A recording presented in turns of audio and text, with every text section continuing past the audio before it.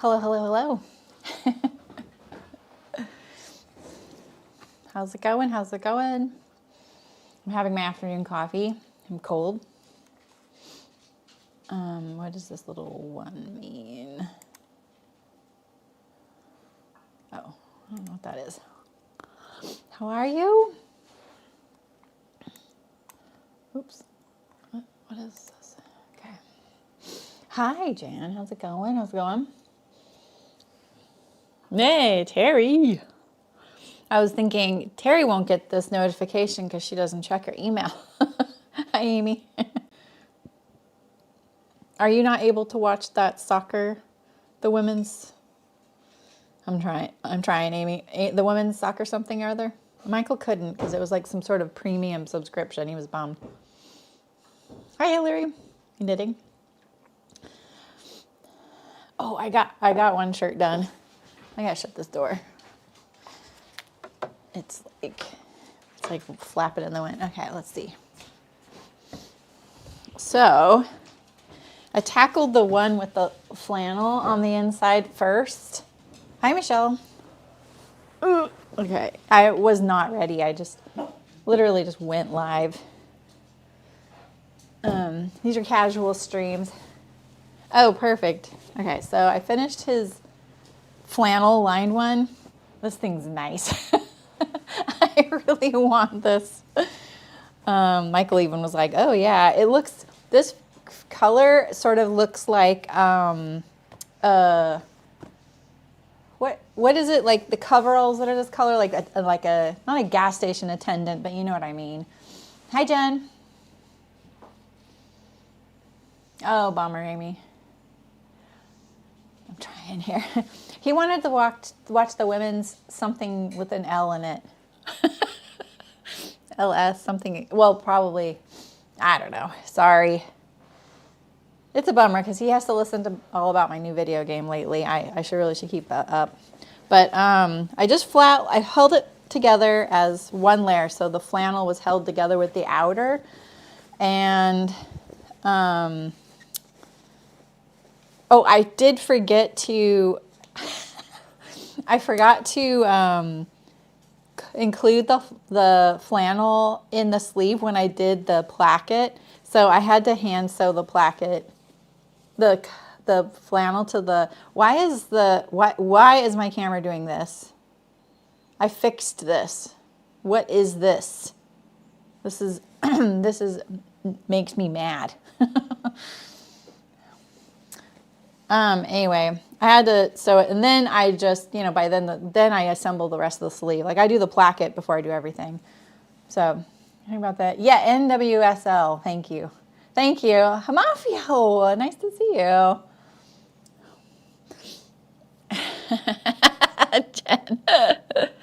Yeah, nice to see you, Mafio. Hi, Linda. Yeah, it turned out good. I went all the way. I finished it with the snaps and everything. So one shirt down.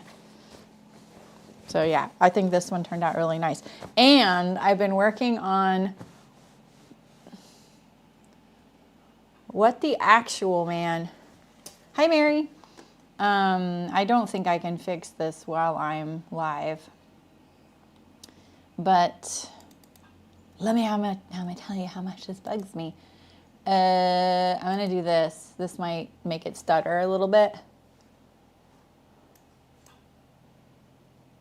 Is that even better? Let me get rid of this.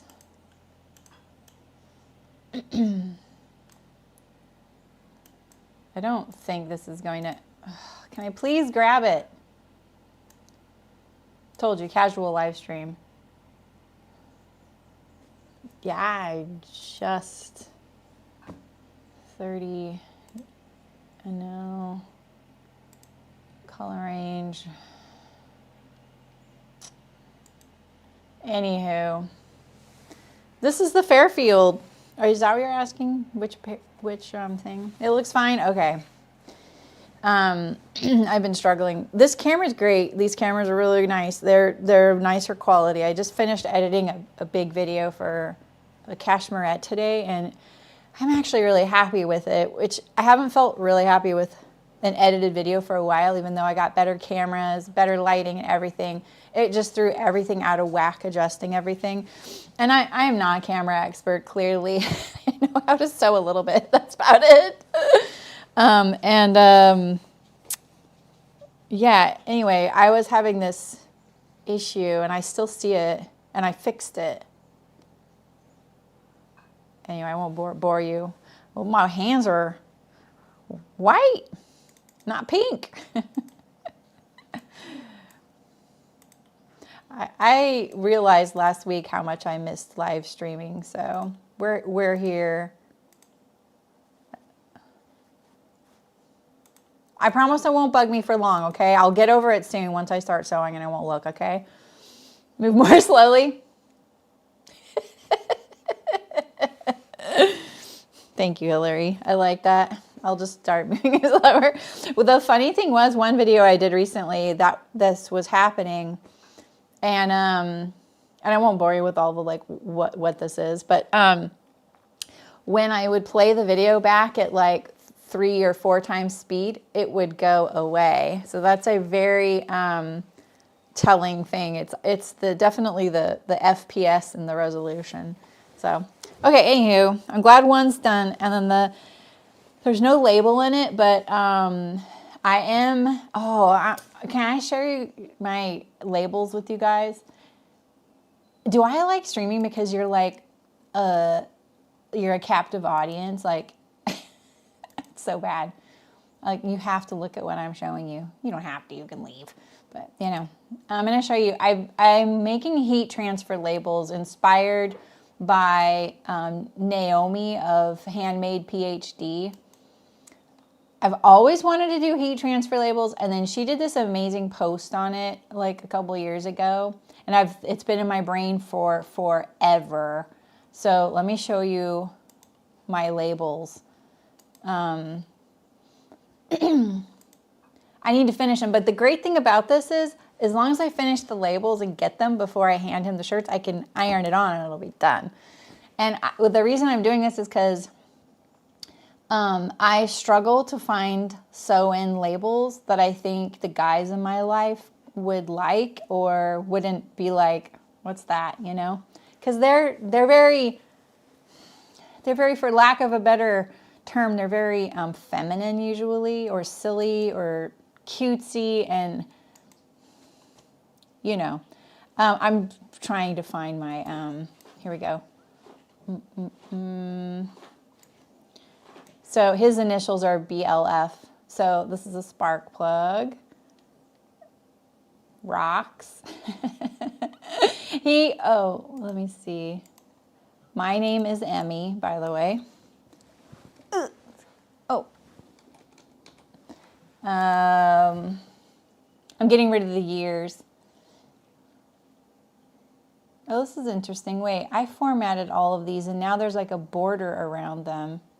Are these the right ones? Why is there a border around? I fixed all these. Huh.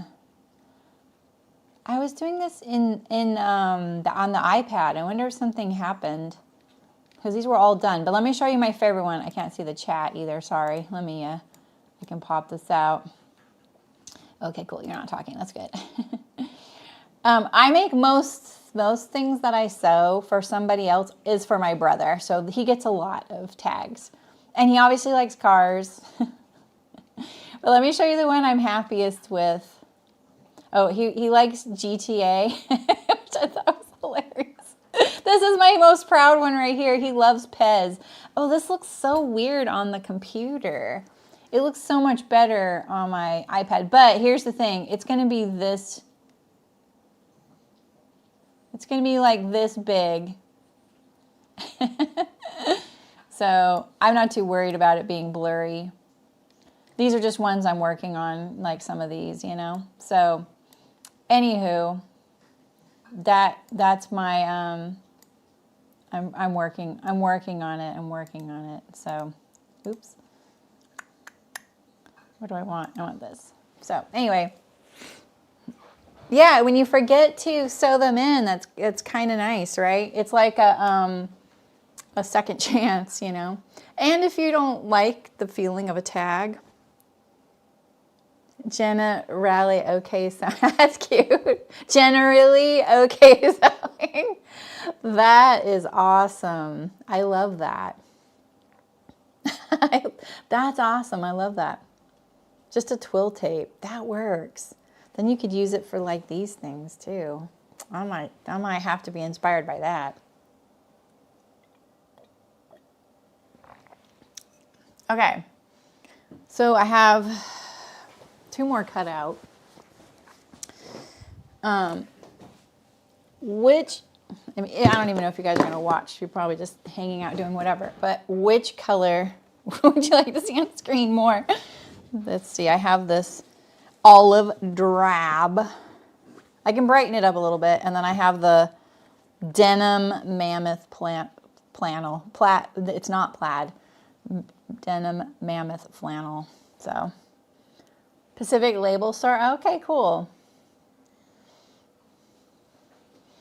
Oh yeah, sure, Michelle. I mean, Michelle, this is my first time. I used to have a heat transfer. The irony is that I used to have a heat transfer machine. And when I had the factory and I sold it, I was like, you know, I don't want to have a heat transfer machine. Do you just mean in general? The Mammoth flannel is hands down the only flannel I will use. Like, I love it.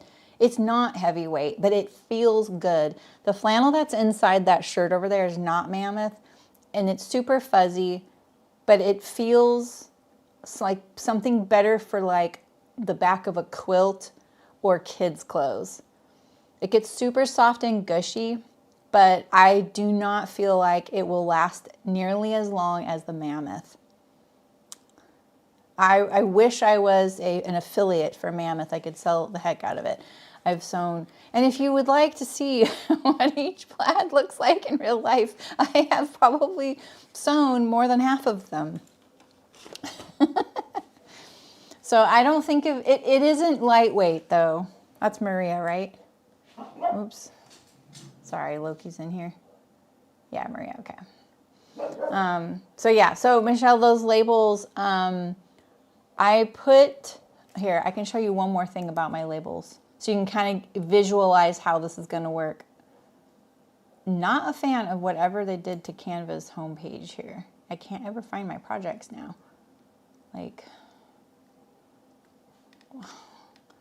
why isn't it? These are like, it says recent projects. None of these are recent projects I have worked on. Where is this? These are not recents. Please. And yeah, that's not in here. So what I'm doing is I'm making a whole page of them. And the page that I chose, the smallest page that they'll make a sheet of heat transfers on is 22 inches by 12 inches, whichever way you want to orient that, doesn't matter. And I'm looking for my layout, my page layout, but they did something with Canva recently, and it's super annoying. Like my recent, it's not there. I know it is here. Oh my God, it's showing me the oldest things imaginable. Like, what the heck? I really would like to show you. Oh my gosh, what? Maybe I'll search. But my keyboard is a light year away from me here. Oh, found it. Okay, here I can show. So this is basically like, see, those are the labels on there. And using Naomi's kind of guide, she says, you know, you want to definitely a background to whatever you're transferring.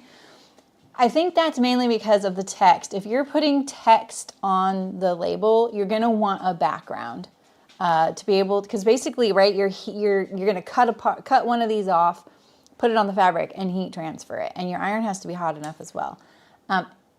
These also have to be flipped, I think.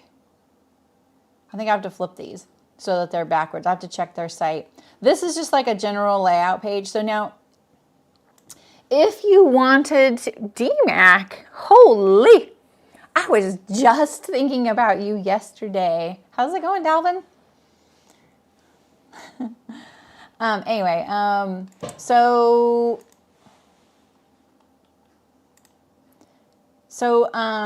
this page here, this is 12 by 22, and I'm going to fit all these on here.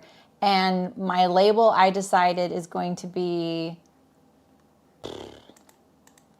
I think it's Dalvin, look at my GTA label. Why is there a border around it? It wasn't there yesterday. I don't understand.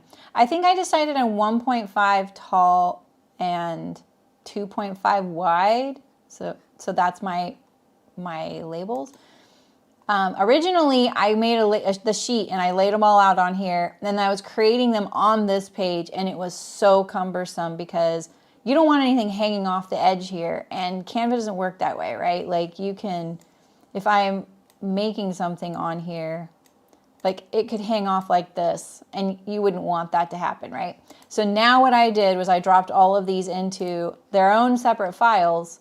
Each one, I'm going to download these as PNGs and then upload them back onto here and then put my label spacing. So I'm figuring it out too, and I'm finding Canva's the easiest thing for me to deal with. I was going to do it in Procreate. I don't know what I was thinking then.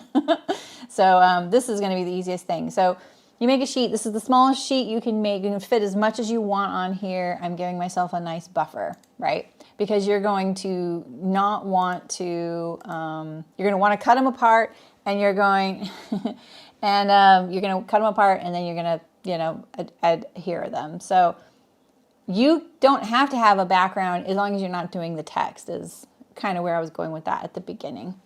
So anyway, anywho, I love how on the screen for me, like here, are you seeing, oh, you're seeing that, sorry. I'm out of sorts. I've got this fabric. Let's brighten it up a little bit. What are you playing these days, Dalvin? Did you fall down the Arc Raiders rabbit hole as well? Okay, here we go. Please. They could make these sliders twice as big, and I would not be unhappy about that. You can just use a Canva in a browser. You don't have to download it. And it's free to use. You just won't have access to as many assets that they have there. But I'm obviously playing mostly with font and adding a shadow behind the font and then making the font the same color as the background so it looks like it's fading, stuff like that. It's pretty infinite. I'm not a graphic artist. I'm sure graphic artists hate that program. Though there is an app, Michelle, and so I do have that on my iPad, and it works pretty good, but obviously they put a border or something. I have been. It's an interesting game. I don't want to bore everybody about it, but it's definitely, I think you get addicted to the stress in that game. It's a weird, because it's PvP and PvE. Hi, Tiffany. So it's kind of a crazy game. I can't believe that, oh my God, I'm just spacing on Melancholic Moon's name right now. I can't believe he's not playing it. It's kind of funny. Wow, how am I spacing on his name right now? I'm so scattered right now. I've been editing for the last 2 days. Tired. Yeah, sure, Michelle.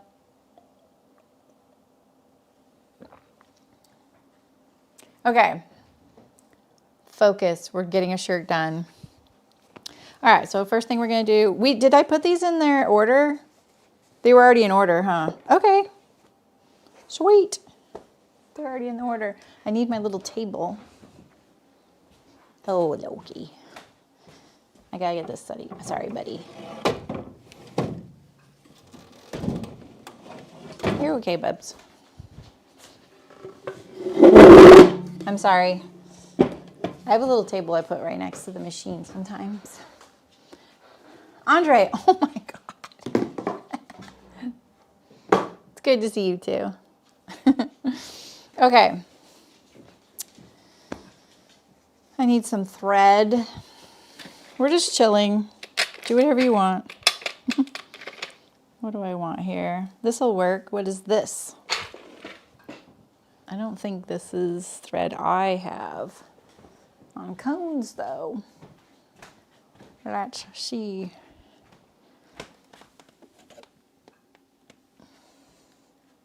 You know, you can't ever have enough olive green threads. And there goes half of it. Holy moly, I'm failing right now.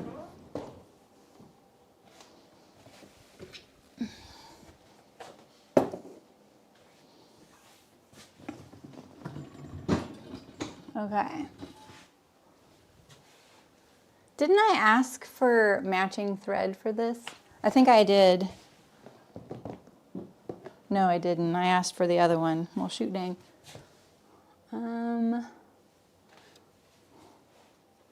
No.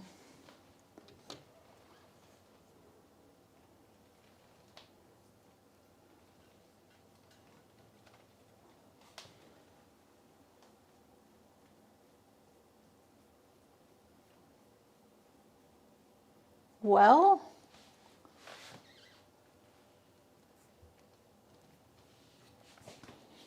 what's this? Oh, it is this? No.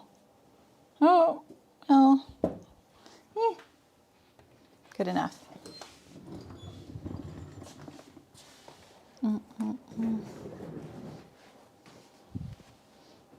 There is never enough olive green. And the thread is so hard to match, you know? Okay, we're getting serious. Is this really the same color? Dang, that is. Why does it look so different there? That's so funny. That's a good color. I think this color is considered a neutral, you know, olive green. And it also just is like a good, like a blender. Same with yellow. I think yellow, people don't realize how good it blends in for things. Like different colors of yellow, especially like greenish yellows.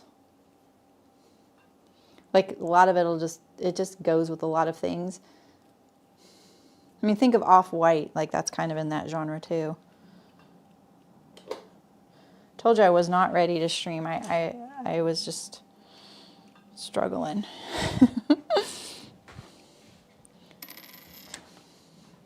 You know what I want to know?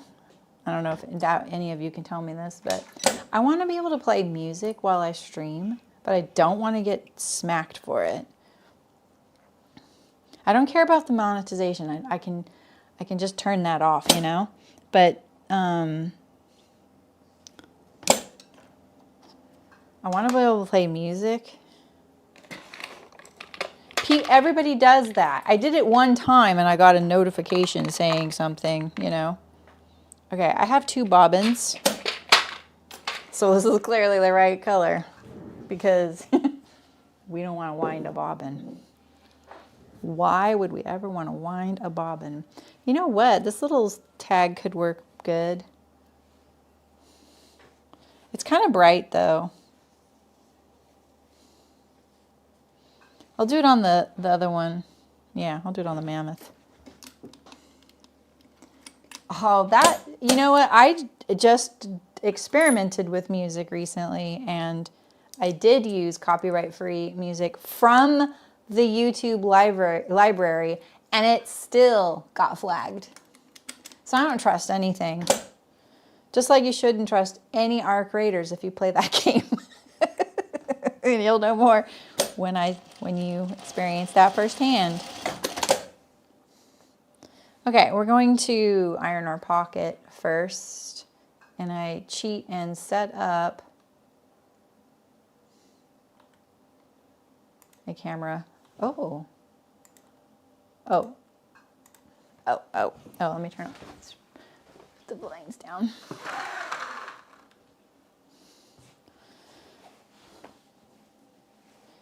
All right.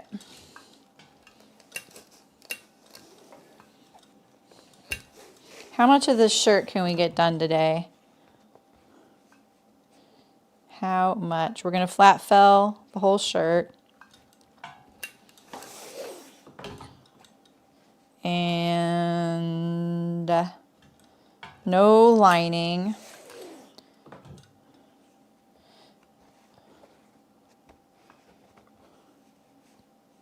A shirt a week keeps my nerves in check. Right? Right.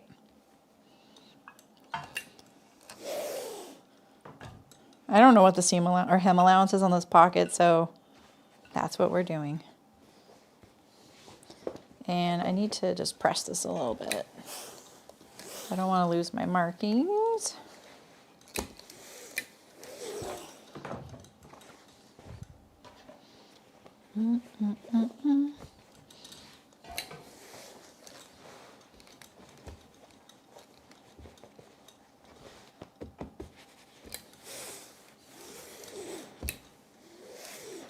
Okay. Okay, cool.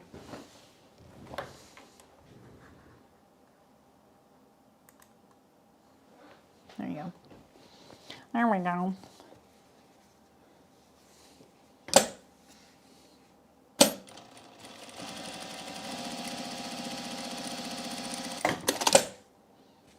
Yeah, this thread works. I like it. I like it.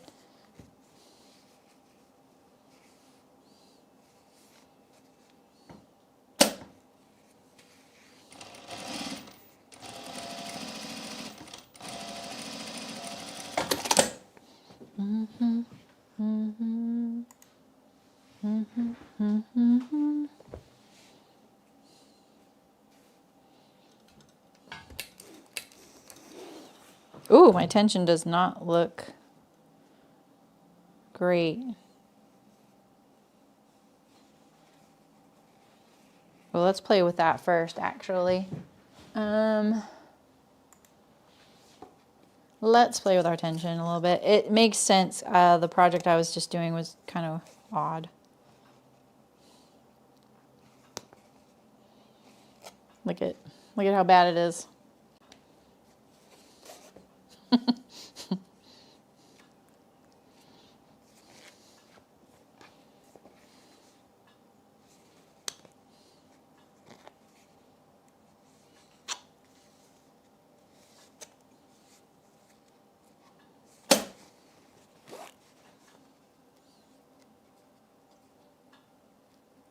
Please let me grab that. There we go.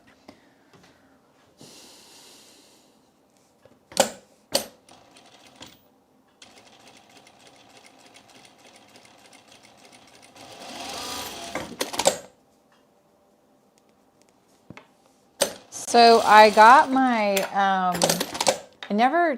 I tried to use that red paint pen again, and I just couldn't get it to work. I think it was broken, or I broke it. I'm not sure. Testing my tension on this fabric here. I could also, a new needle would not be the worst thing. You know what I'm saying? We're going to look at how easily that came out. Yeah, we're going to rethread. I have a little trouble keeping this thread in this tension disc right here. It's kind of weird. I find if I just rethread, it works then. And just seeing if it's seated isn't really enough sometimes.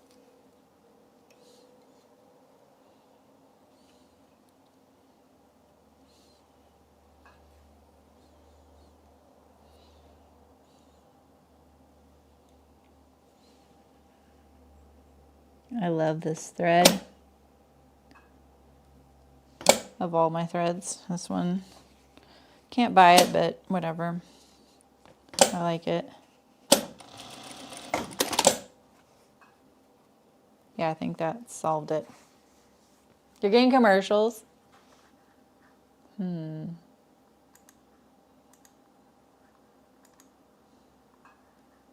see if I can. That's weird. I didn't very much change anything. So maybe the stream health is poor. Ooh, I haven't gotten one of those in a while. In settings. Huh, it could be monetized right now. Sorry. Sorry. Oh, I bought the thread from like a factory when they went out of business. You got an ad. Well, I'm sorry, you guys. That's YouTube. That's YouTube. Usually I have them clicked off for live streams, but that's how they want me to do it.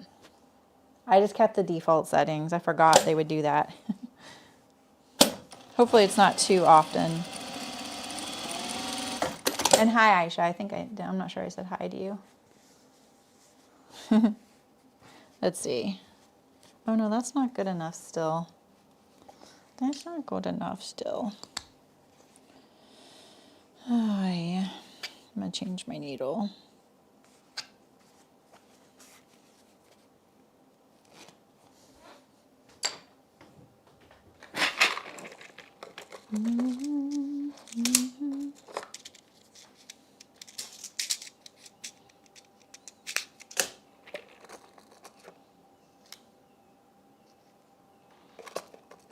We're going 16.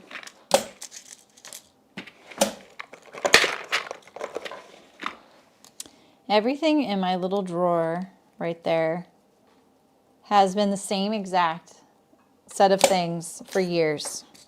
I have not changed anything in that drawer. All of a sudden, my screwdriver doesn't fit. I don't know what I did to upset the balance in that drawer. Did I put my... Oh, I just took off the presser foot. Dang it. I know I put that needle in like 2 days ago, but whatever. I'm not sure if I put my bobbin trays in there in a different order or something. They only fit one way. I'm making a men's shirt for my brother. I haven't been streaming much lately because I've been working on other things. And I miss it. So, sorry, Jerry, no. So I'm just doing my holiday sewing. Not really instructional. I mean, if you guys have questions, I'll help you. But I cut these out last Saturday. And now I'm sewing them. I'm going to get a bigger piece of scrap fabric. That is the seam fabric. Here we go.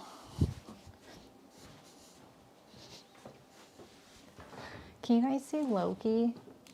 Look at how cute. Oh, can you see him? Wait. That. Oh. Wait, let's see if we can.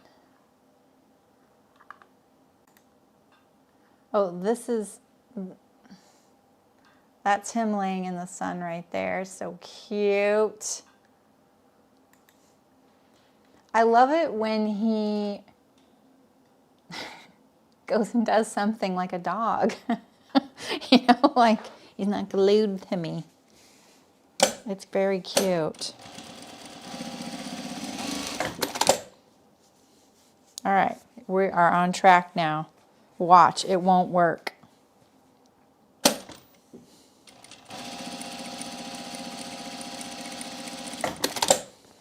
It worked. Okay. We good.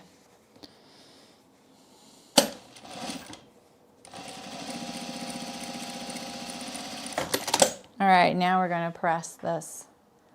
Holy. He's living his best life. He really is. It's rough.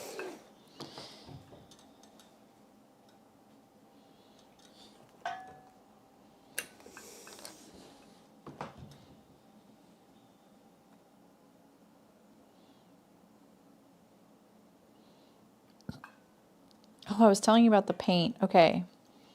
I never got the paint out of the red paint out of the paint pen. Like I said, could have been me. I don't know. I may have broken it. But I did get a jar of green Testors paint. And it's matte, which is pretty neat. The color is incredible. I could eat this color. And I don't have a small like paintbrush that I can find easily. So I used a big paintbrush and I just kind of smeared it onto a snap. I let it dry overnight. The color is amazing, but I could scratch it off. So I do think I need to either figure out better how to prepare the surface of the snap, because all I did was use a nail file to kind of sand it. And so my experiments are still continuing.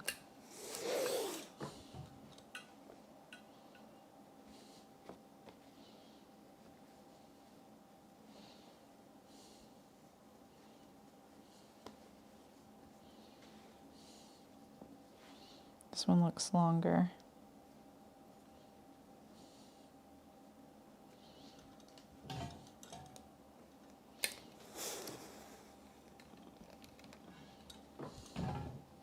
Trying to make my pockets identical.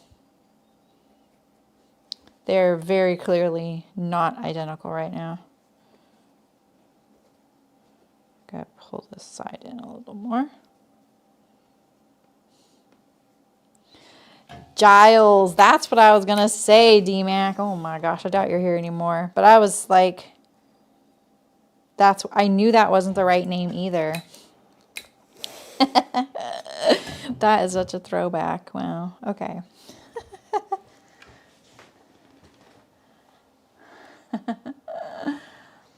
Oh my goodness. Well, I sometimes remember to, but it doesn't happen. Hi, Sherbear. How's it going? Nice. I just got done with work too. Oh, this is the right side. Now, if we could only remember if my brother actually likes two pockets or not, that would be more important than some symmetry, you know? Because we want to make something he likes and wants.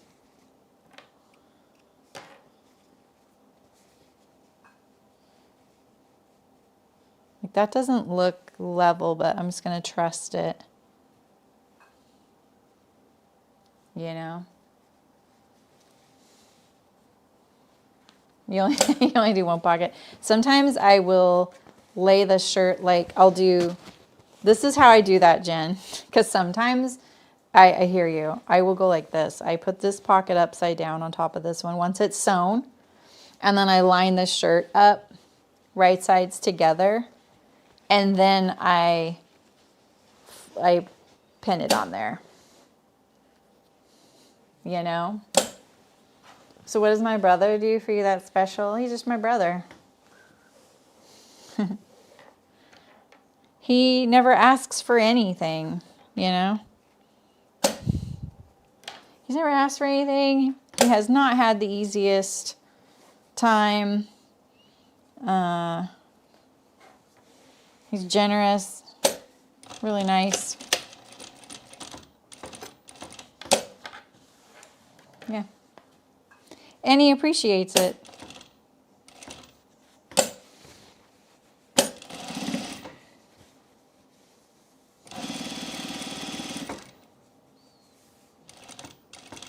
I don't think people realize how much just simple, sincere appreciation, how far that can go, especially if you are making them something.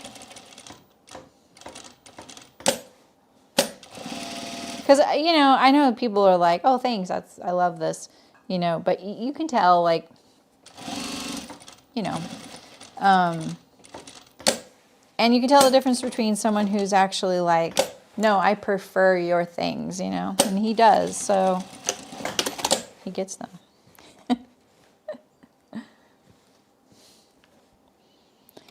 You know, and also what I really love is that he tells me what he doesn't like as well. Like, he doesn't like red.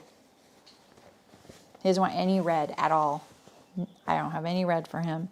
And he told me he likes snaps, which made me thrilled and made me feel like, well, then maybe I will get that snap press. And I did, you know. When I asked him the other day, I was like, hey, I was looking at picking out some fabrics for shirts for you. He was like, awesome. And he was instantly like interested in what I was saying.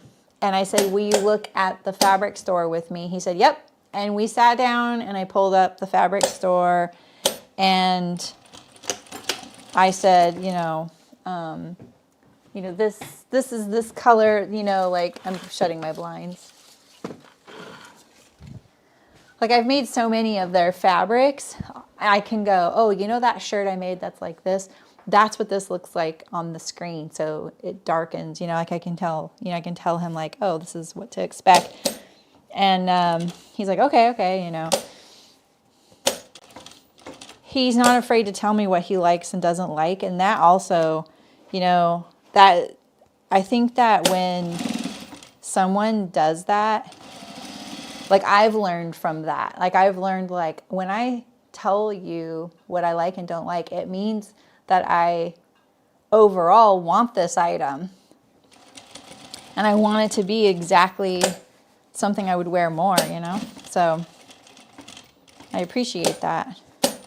Because other people would be like, oh, no, you don't have to do that. Or, no, you know, oh, yeah, sure, I like that. And you can tell you're not sure. You know, like they're just saying it because they feel bad you're making them something, you know. And he doesn't do that. He just says, he'll be like, not really. And it's like, awesome. Just say that, you know, we move on. So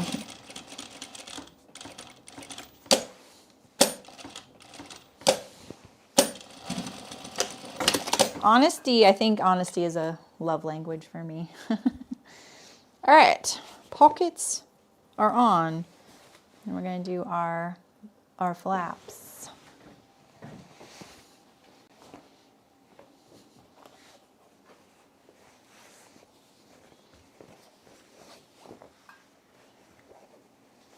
Yeah, exactly, Amy. That's the perfect way to put it.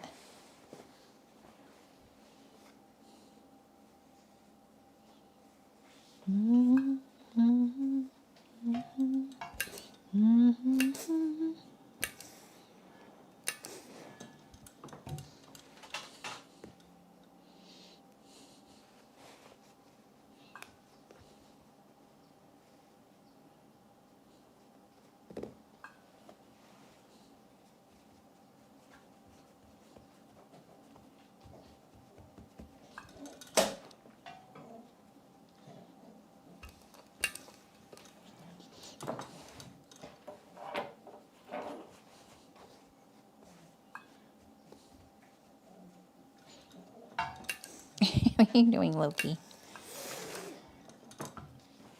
So I simplified this shirt for him. I don't do the placket with the little tuck on it. This is the Fairfield shirt, but I just cut out two of the same front that does the under placket side, the left front. Wait. Yeah. This is two left fronts, so that it doesn't have the cool tuck. He just doesn't like that, so I don't do it. It saves me.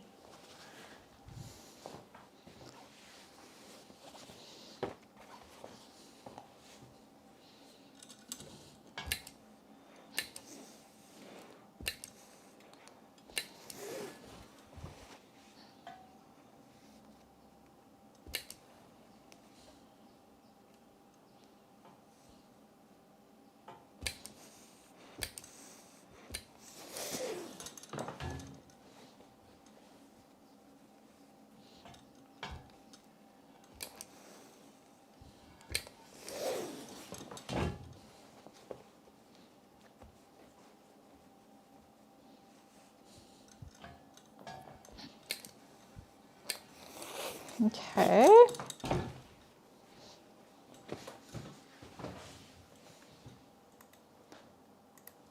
Almost said delete. Right? Exactly, Terry. That's why he gets shirts. Let's be honest.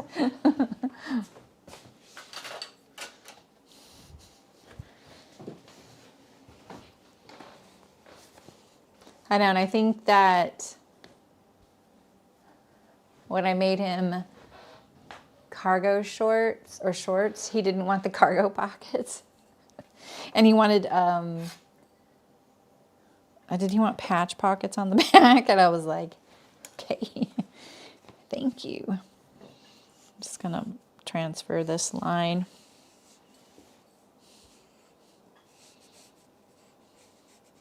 Did you guys see that new Hera marker by Clover? It is a combination all and Clover and Hera marker. Sometimes I do interface, but not this because it is 3 layers of twill. So it'll be fine. Not as worried on this one. But other thing, like if it was just the kind of placket where you turn it like a little bit and top stitch it down like that, I would interface that. But this is 3 layers. It doesn't need it. It's like a bottom weight twill.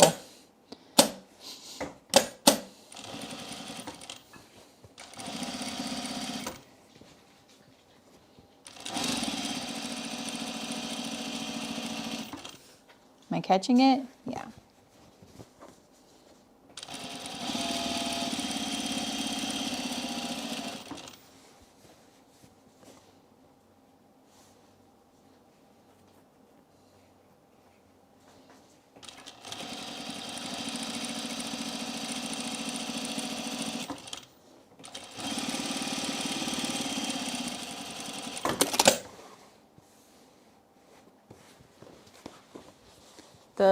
These are the plackets. Yes, these are the plackets. Is that what you're asking for the interfacing? Yeah, there's 3 layers, so I'm not, see, 1, 2, 3. That's a lot of fabric. Sometimes interfacing can be a little too bulky. And I don't want that look, you know, it'll be too heavy there. I think the kind of like hems and plackets and things that I like are when you don't see a ridge on the inside as well. Like there's lots of ways to do it right. You can do it however you like. Like I don't think there's any wrong, I guess there's wrong ways, but you know what I mean. But like on hems, you know, hems are a good example. Sometimes, you know, we fold it like this much, right? And then we fold it again way up high, right? And so that little turn back is like right here. And then there ends up being a ridge right there. I'm not a big fan of that. I would much rather use that same amount of hem allowance and go like this. So it finishes narrower, but the entire hem is filled with fabric. I personally think that wrinkles less. It needs less ironing. It's easier to sew. I don't need to pin it. There's a lot of advantages to that. Granted, if it was like a 4-inch wide hem, maybe I wouldn't make an 8-inch, you know, allowance to be able to do that, right? There's limits, but. And it's the same with a placket. Like I would prefer, I'm not a big fan of plackets that do this, like they fold a 1/4 inch and then they fold again, right? And then you have that little ridge right there. Not a big fan of that. That would 100% need interfacing for me. And sometimes if the fabric is really thick, I will make the interfacing stop where that fabric turns back to kind of even out the thickness in there. I can get kind of nerdy about it, so like I said, just do what you like.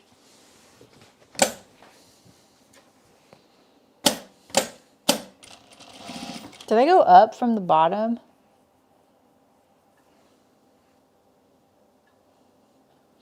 Didn't I just go up from the bottom? Why am I going up from, how is it possible to go up from the bottom again?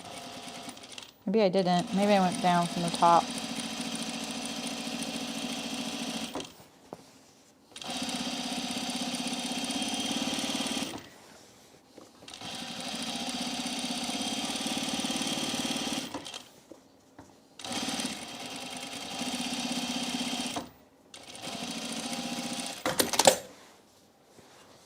Yeah, when you can get it to work exactly.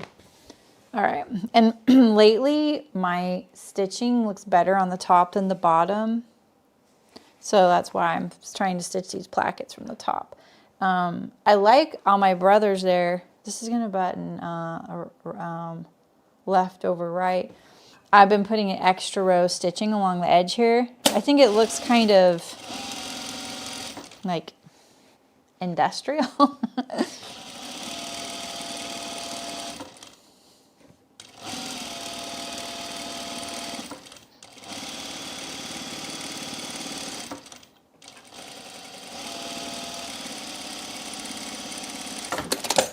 Yeah, I kind of like the look of that. All right, we're going to do shoulders. We're going to do yoke, then shoulders. Yoke, then shoulder. This is a yoke I really need to, this pleat here, I need to fix this thing. This isn't, I don't think this is quite right. I don't know. I could be wrong, but I feel like it never lines up. There's something funky about the way it's got this tiny little fold. Speaking of weird little folds, and I keep meaning to fix it. Yeah, right, Amy? Yeah, there's something about that. I like the way it looks on that shirt. Okay, so here's our center. I'm tucking this to match. I do have notches here, but you know. Yeah, this has this wimpy little tuck. How are you going to give me 3 layers for a placket and then this tiny little turn back? I need to fix that. I think it's because she wanted a slim looking fit on this shirt. And that would add more fabric back there. I don't know. I think I fixed it on Michael's and not my dad's and brother's. And this is my dad and brother's the same pattern.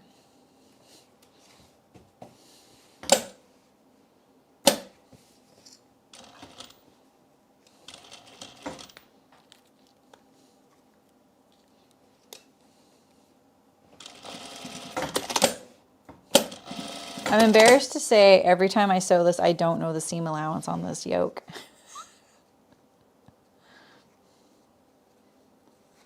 Yeah, right? Right, Terry? Is this at the center back? Yes. This is the lower back to the yoke. I think I always do it at 3/8. Hoping that's correct.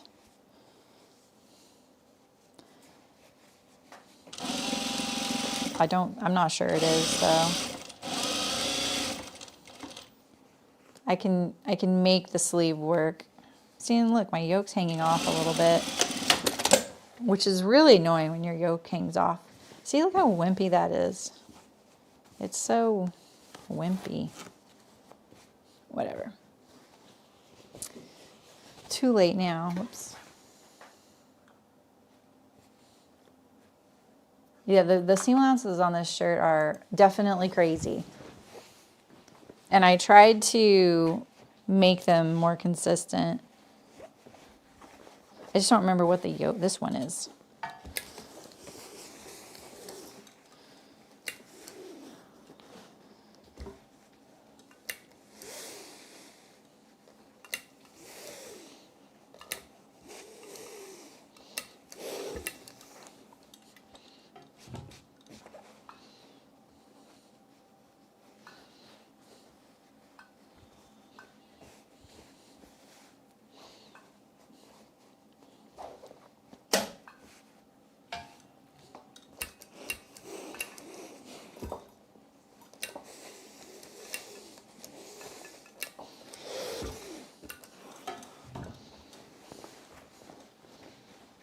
Let's press it a little bit. This is what happens when you get your stuff right out of the dryer, fold it up, and it's still probably warm and steamy. You put creases in it by accident.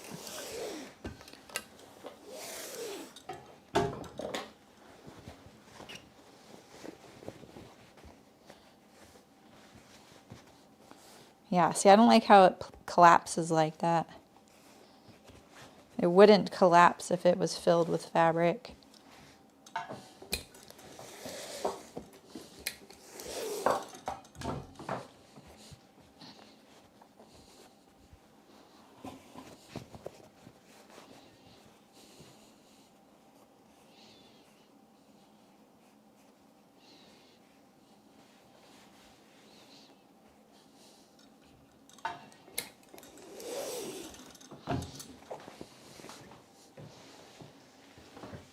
Uh-oh.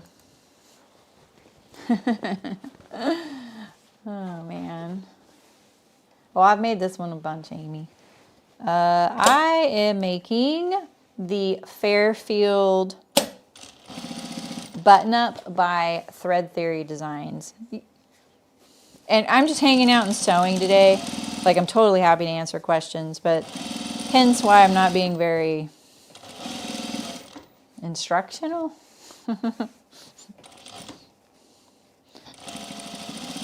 I've definitely made this shirt like at least 20 times now.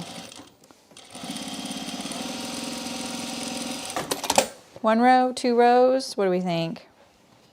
1 row, 2 rows. I only did 1 on the pockets. I could have done 2, I should have. What did I do in the blue one? Oh yeah, I did 2. See? I did 2 rows, but I only did 1 on the yoke. This pleat's nice and plump because it's got the flannel. I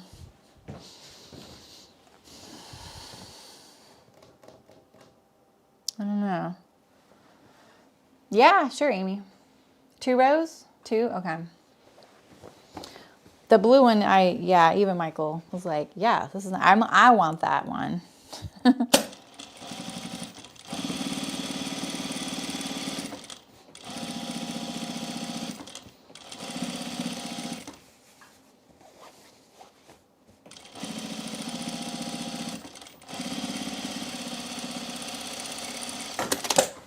Yeah, good call, you guys. That looks nice.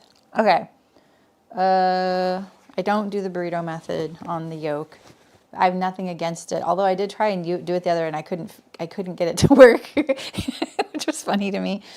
I don't do the burrito method. I'll tell you why, and it's just because it didn't exist when I learned how to sew a shirt together, and I didn't like the way you were told how to sew these together, because back then you were told to sew your front to the outer yoke, and then fold the inner yoke up and blind sew it from the top, and I was not about that life. So I figured out that I could just do it all right sides together, and that's what I do. So I take it like this. I line up the outer yoke to the front shirt. So these are like the, you know, public facing sides. I hold it firmly and then I just wrap it around. Usually I think I do this from one side or the other. I don't remember. It's less awkward starting, I think, from this end, like this. Okay. And then now I just line that up and sew it. So basically I just get that first little inch started like that. It's easy to get turned around on which edge, so just focus on that one little inch. And then I arrange it once I get it under the machine, right? So 2 layers are gonna lay together really easily, these two. And then wait, oh no, it's, yeah, these two in this case are laying together nicely, but this one down here doesn't. So I'm just going to force them all together. I'll explain better on my second one. Sorry, I kind of do this without thinking, so I have to think about it for a second.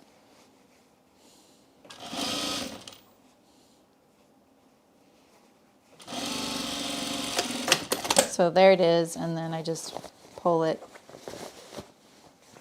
and then it's done. Like that. So I'll try it again. Oh, I just bought mine from a sewing center in Sacramento. All right, so again, I put the right sides together. So the front and the outer yoke are right sides together. Here's my inner yoke, right?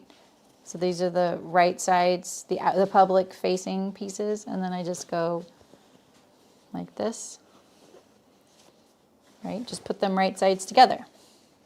And I only line it up for like an inch, just so that I can get it going under the machine. And then I use the machine like a helping hand once I've sewn a little bit, and I stack it all up. So I have this one. All right, here's this one. This one down here. This one here, right? This is the easy shoulder because of the way I started. And then I just push all that in there and sew this together. There you go. And then I just pull it out. And then I give it a good press and top stitch.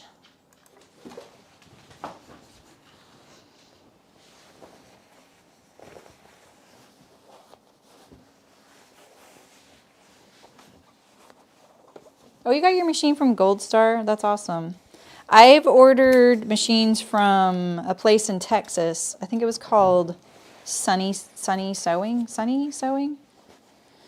I think I ordered 3 machines from there. And then industrials. I think they only do industrials. And then, yeah, it's not hard to find. I think I even have one linked to Amazon on my website. They're not hard to get.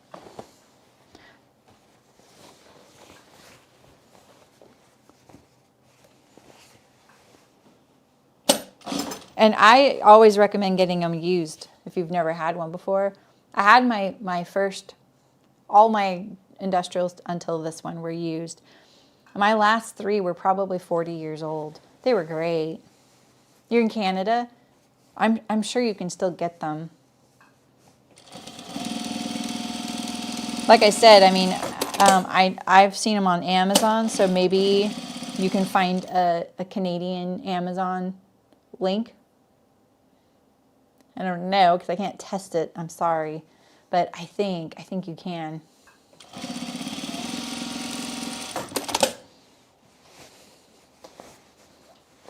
There are other brands too. Like Juki isn't the only brand. My first one was a Conso. It was great. I had a Bernina Chandler as well. That one was really good.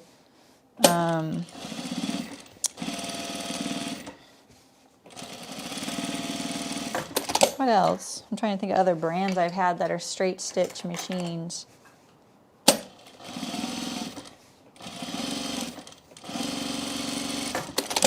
I gotta put Loki in his chair just a second. Come here, you. You need a step stool, Buster.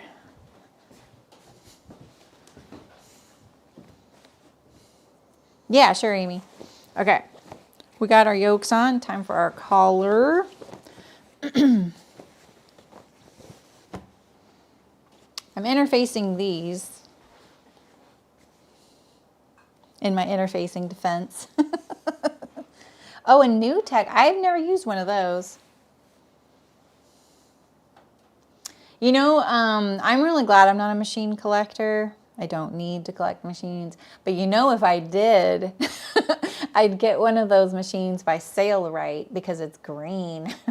And I really want one. So, yeah. Okay. I didn't cut my facings out, so I'm going to sew them to the piece and then I'll cut them.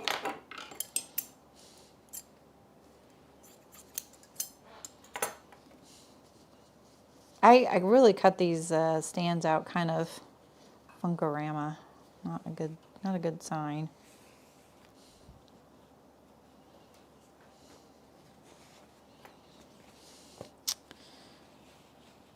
Okay, this collar. Which one is the... I'm not sure this one has an under collar. I only cut an under collar for one of them, I think, right? Oh, interesting.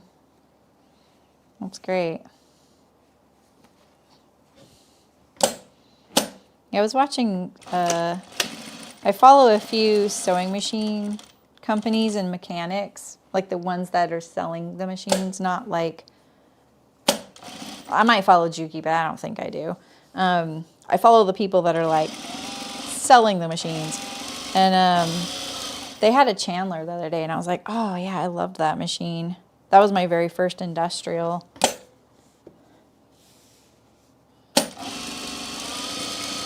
I think my stitch length is too long. I think I'm gonna just make them really small for the corners real quick here.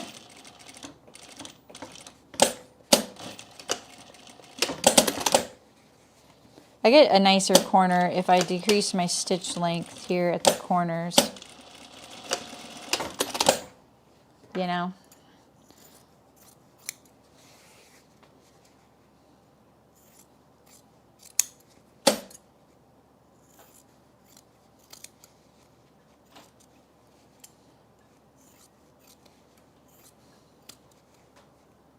Okay. The scissors definitely need some maintenance.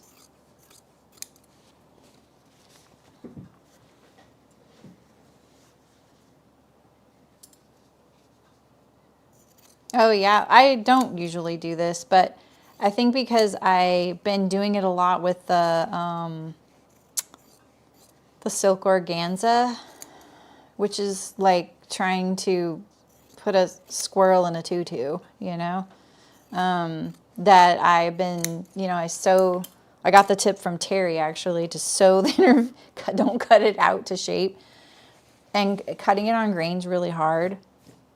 So I've gotten better about cutting it on grain, at least like across the whole thing, and then I sew it to it. So you don't need a hammer. Can I de-influence you?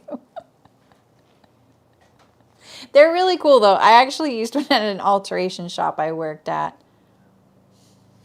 They are really affordable. They're everywhere. I don't know why all of a sudden there's just 11 billion of those on the market. I noticed, especially during the pandemic, I was like, wow. Oh, I did a poor job at turning this one here.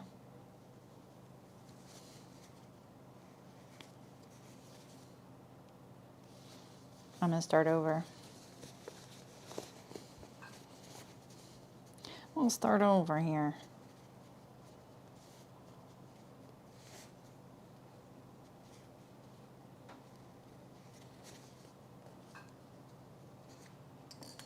There we go. This is going to be better.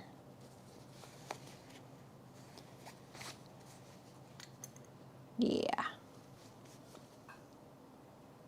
I should use some tailoring techniques for this. I know.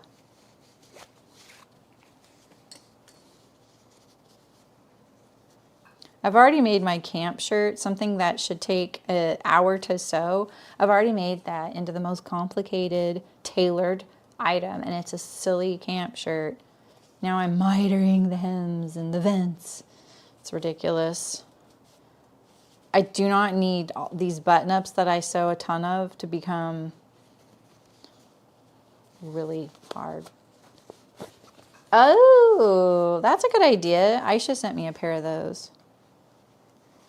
That's a really good idea. I like that. When you've done something so many times a certain way, it's so hard to retrain your hands to not just go to the same steps. I really want to clean my nail, but I promise that is, it's like, I got poked right there. There we go, it looks better. And I have green paint under my fingernail.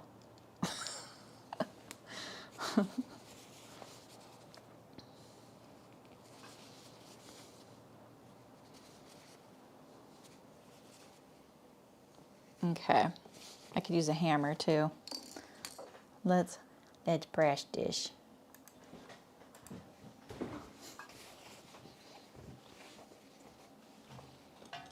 Oh, I know why that was so hard.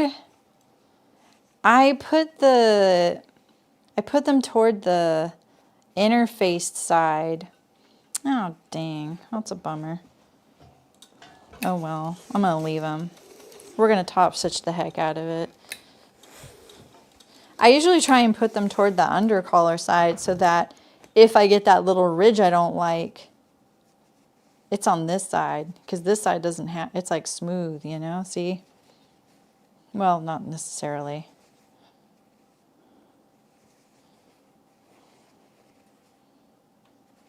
I think I'm just being silly. Never mind.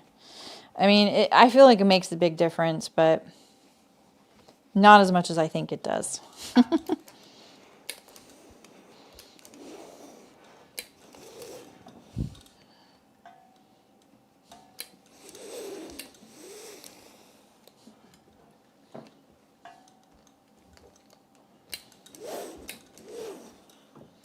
There's a lot of fuzz in that office right now.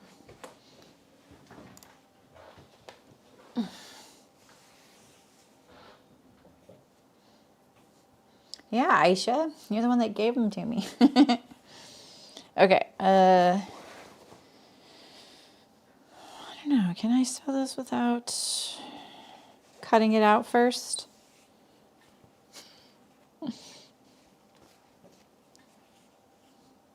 Or should I just cut it out?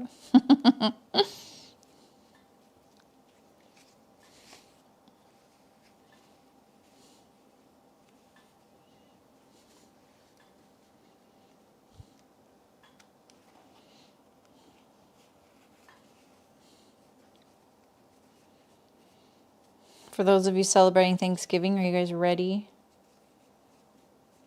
I think Michael's been chipping away at the shopping. We're kind of low-key, not gonna lie. But we are hosting. You forgot about them? It's funny.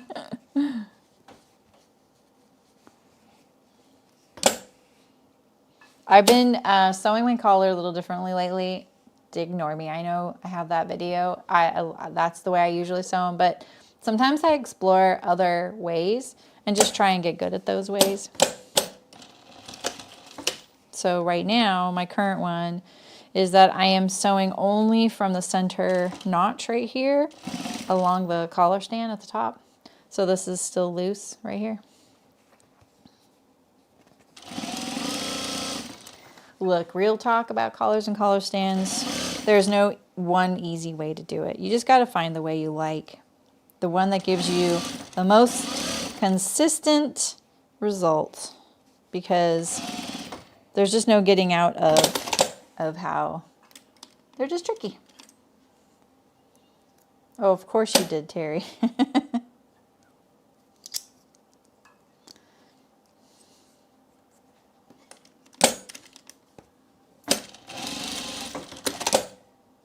What was that sound? Ooh, Amy. Michael is smoking our turkey. We have a smoker, though. I'm not a big turkey fan, but I do like that. I like the smoked turkey. It's good. Oh, my stitch length is still really tiny.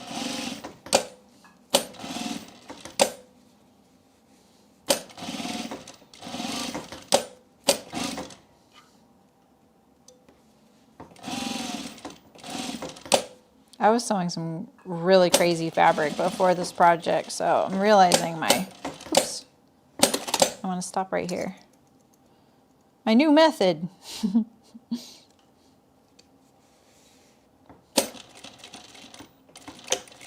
See, I'm just like a habit, like when I do things.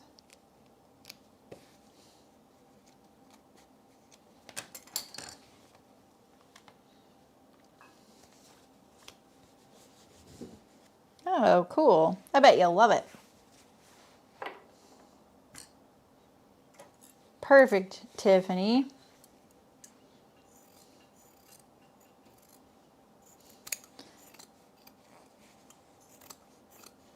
We're going pretty traditional with our offering this year.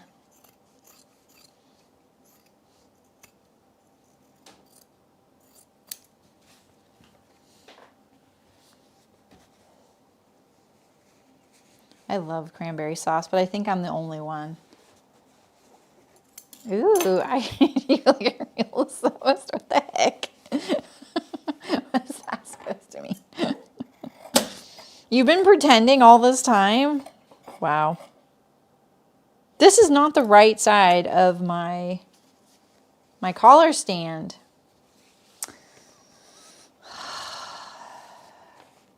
I'm blaming all of this on you guys. You guys are distracting me.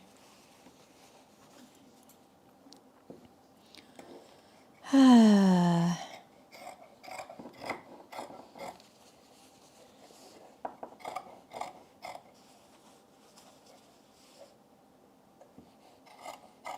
really wish I had a rotary knife for this. There you go. Rough cut.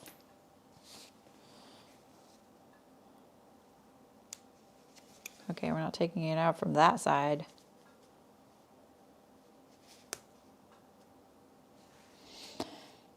So tell me your hopes and dreams while I seam rip.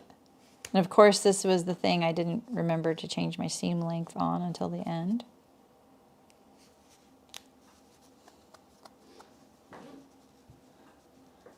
Yeah, I'm telling. Oh, you got you got 25 yards. Are you sure you got Susan's? Because I feel like the one that Susan sent me was 15 yards, but the one that Shem uses is 25 yards. Did it come on a bolt? Or did it come as a hot mess?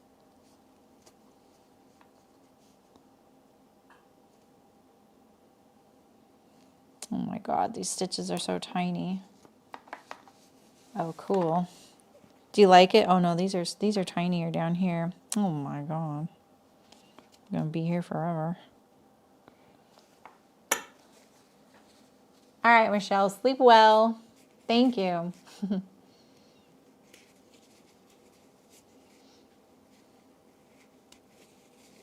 It's on a bowl. Oh, good.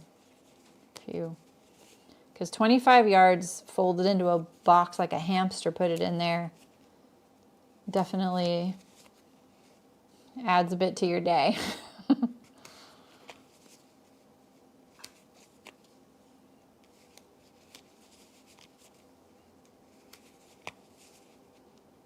About ready to just rip this, but do we remember if I have fabric left over for this? So we might. Not sure I did. I can't remember if I had leftover fabric of this. I think I did, right? Because this is wide.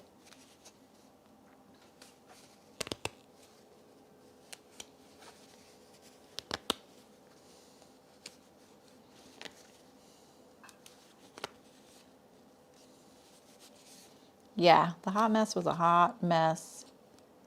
I'm using that one for Fittopedia, and darned if it's not great for that. So I have to deal with the hot mess till that's done. I've already gone through, I think, I want to say 40 yards of muslin just for Fittopedia. No, not that much. I'm sorry. No, that's about right. No, I haven't gone through that much. That's not right. I bought an additional 25 after I finished the first bolt of 25. But I haven't used this new one. And the first one wasn't all Fittopedia. It was most, though. But it is a lot. Hi, Noodle. Noodle's in the house.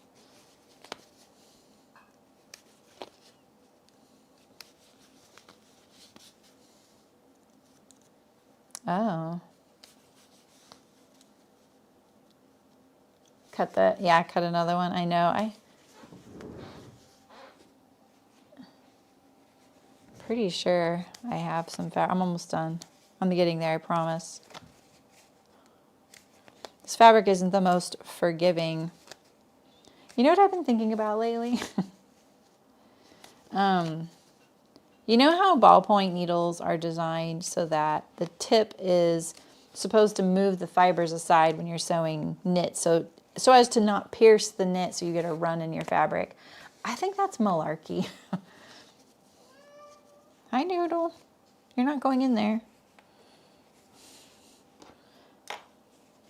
I think it 100% pierces the fabric, or the threads of that knit the fabric together. I don't know, maybe I'm being skeptical, but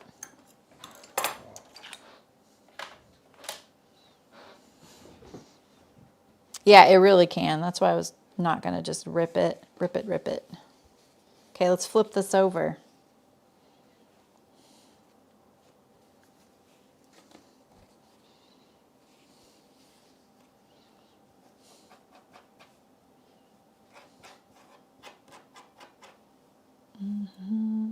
Okay. Just get everything out so that we have no weird lumps.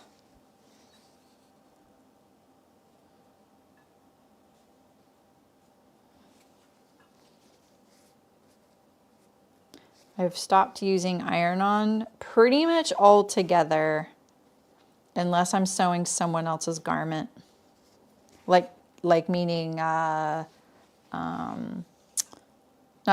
like this, but like when I'm sewing for a client, like making a video. Oh, I'm using that sew in bias cut wide stuff on the roll. I mean, you don't seem right. Well, it would have been if I had left it with the wrong side out, right? Okay, which one is my... Okay. Wrong side of collar to right side of collar stand. Or really inner collar to outer collar stand.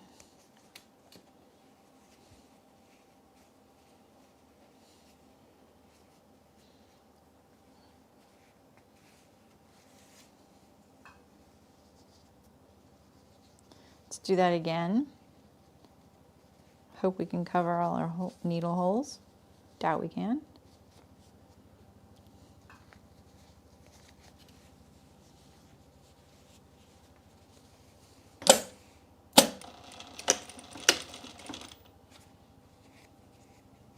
Yeah. No! Shoot, I'll just sew it the way I usually do at this point. Maybe I shouldn't rock the boat. I'll practice on his next one.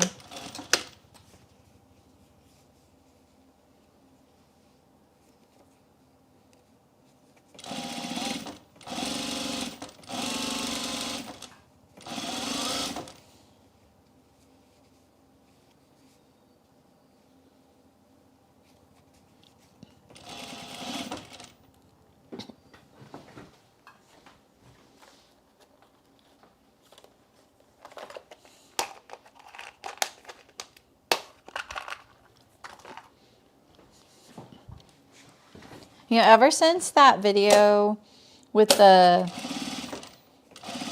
studio tour, the hit of that video was the way I tether my iron cord, or the cord and the water line.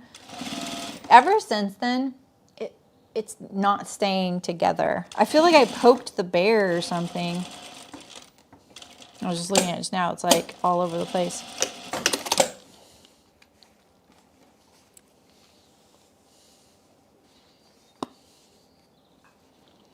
Interfacing slipped down here, but that's okay. We can trim that.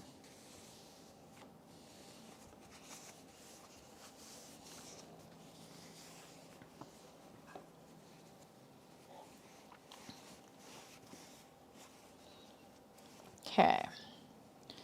Make sure. Get rid of all these. Cool.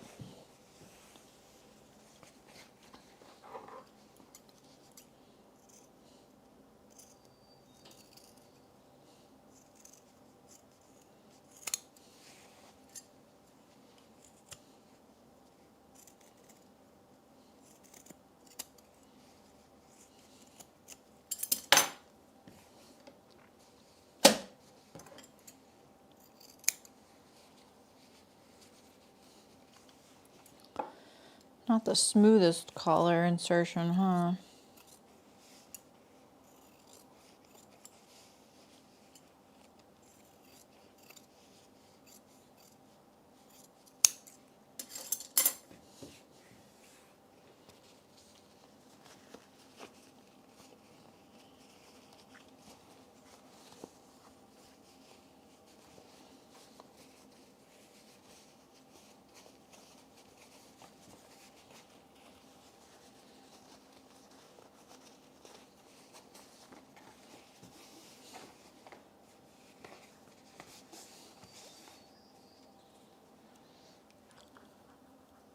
Let's iron.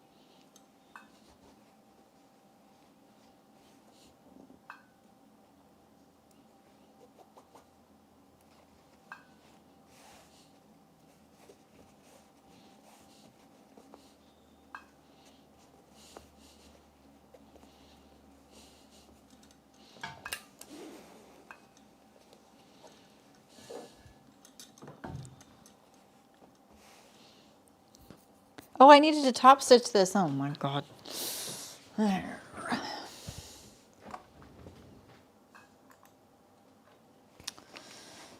Bummer. Oh, do we want a hanging loop, right? Maybe I could use some of this. Unless we want a contrast fabric. I have this little bin. Let's see if one will work out of here. A bin of like weird things. Yeah, right, Terry? I do like it untop stitched sometimes, you know, but we did the double. I might as well stick with that. This could work. This plaid. That could work. I used this on his last one. I just put my little tiny pieces of bias or like old belt loops in here.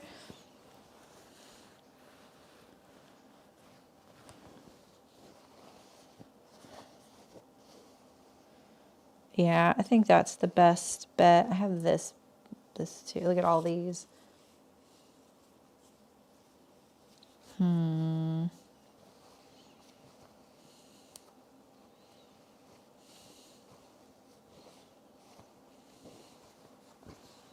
Okay. We'll use this. This is perfect.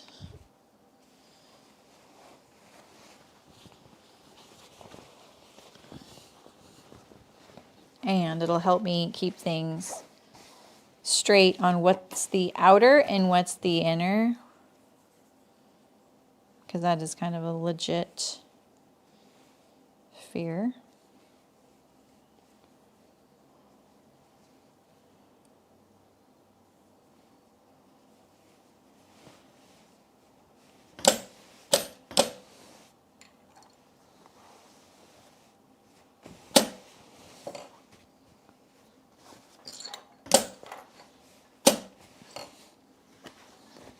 Please slide. Oh my goodness.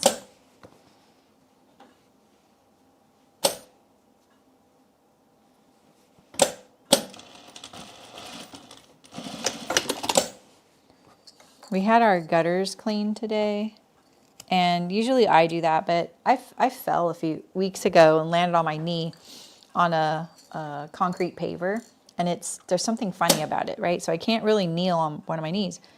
And he also did the cottage, which we always forget to do. So we've only done the cottage like once, and he was spending like so long on the cottage, you guys.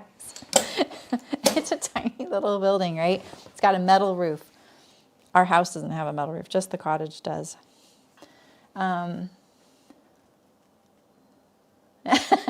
Amy, no, you got to hold on to those. They're great for these.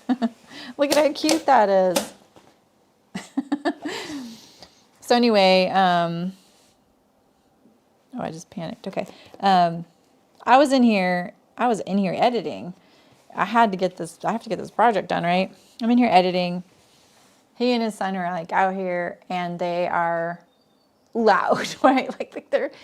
He's like scraped the gutters, and now he's cleaning the leaves off of the roof, and then he's power washing it, and water starts coming through the ceiling. And I hear the drips. I'm like, that's inside, you know?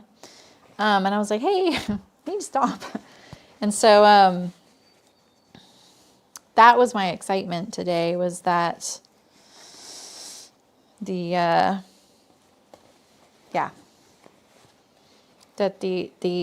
was power washing, but he was power washing up the roof and under the roof cap.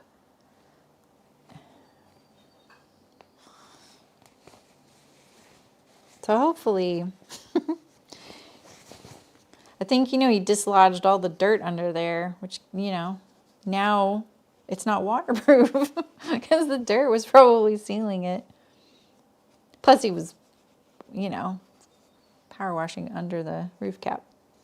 So, yeah, you need all those belt loops.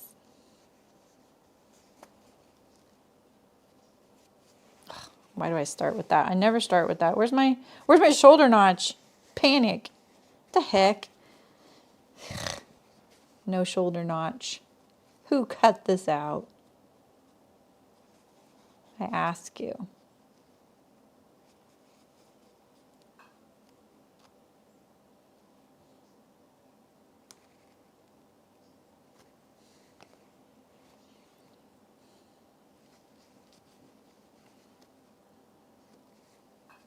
I am making this so hard right now. I don't know why.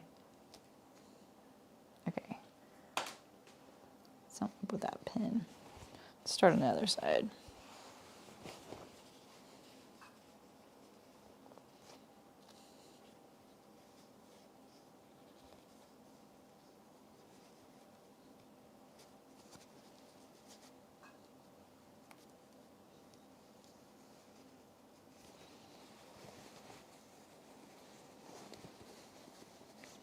If you ever make this one, just know that the collar stand on this shirt is too short for the neckline, and you have to ease it on the way it comes.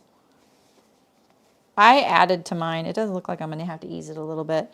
I added to mine so that it would match. It's kind of matching.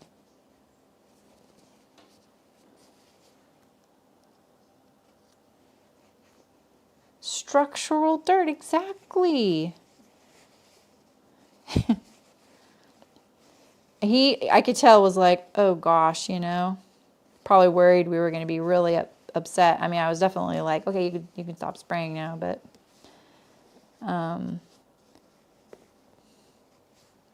I mean, we used to live somewhere really rainy, so I'm not worried about it. But yeah, if you're gonna, the thing is like, yeah, water can get under your roof if you spray it under the roof, you know, and that's just what was happening. So whatever, it'll be fine, right? I'm having trouble with this right here, this angle. I think.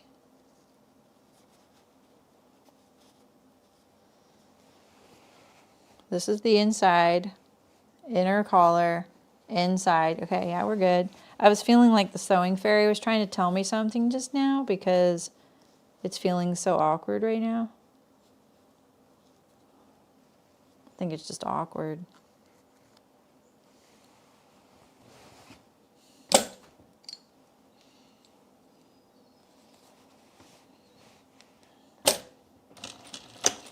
I'm actually not going to sew all the way to the end because it's feeling awkward.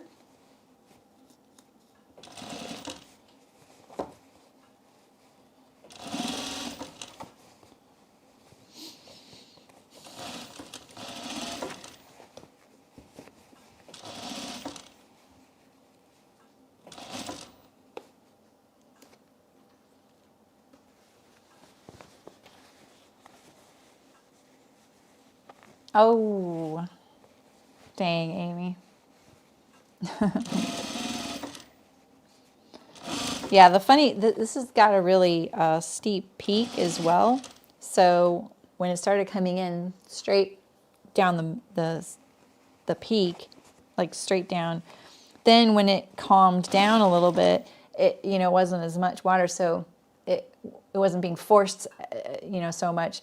It started running along the eaves and then dripping right on top of my stack, like my paper for the printer and the printer. I was like, oh, okay. Finally that calmed down. Then it just came, like, it eventually stopped.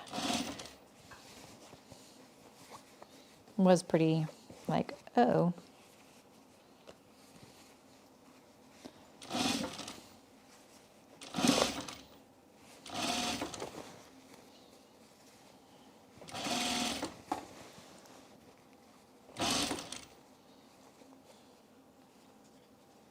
Sydney. Yeah, exactly, Amy. Yeah, it was fine. Like, you know, houses aren't airtight. But I definitely don't think this area, like roofers do nearly as good a job at roofing for weather here, because it's not tested like it is other places I've lived where it rains a lot. So, and I would never say that to them, but honestly, you know. Oh yeah, I'm glad I didn't do this all the way to the edge. I'm gonna do this a little better. I'm gonna do it from this side. I think because I didn't cut that collar stand very symmetrical, the angle is a little tight at this side. I'm also not used to using the sew-in as much, so my hands are feeling a little challenged. Exactly, Amy. Oh, maybe that's what it is. I usually put the, do I? Heck, I don't know anymore.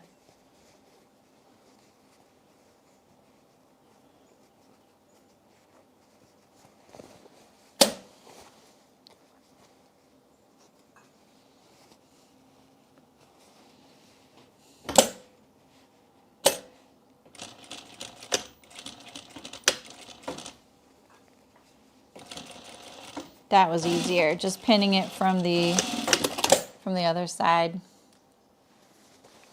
Fairfield Shacket. That word is banned here. Can you please time her out? Hi, Anne. I'm making the Fairfield. It is not a shacket. Maria is new here.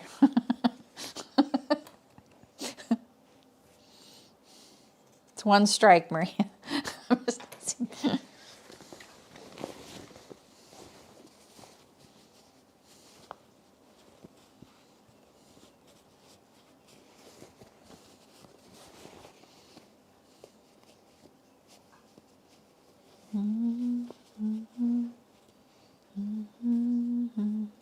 What have you been up to, Anne?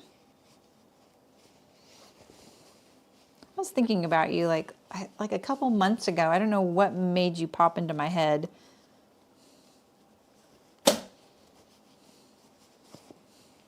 One of the few people I've met in real life, which is cool.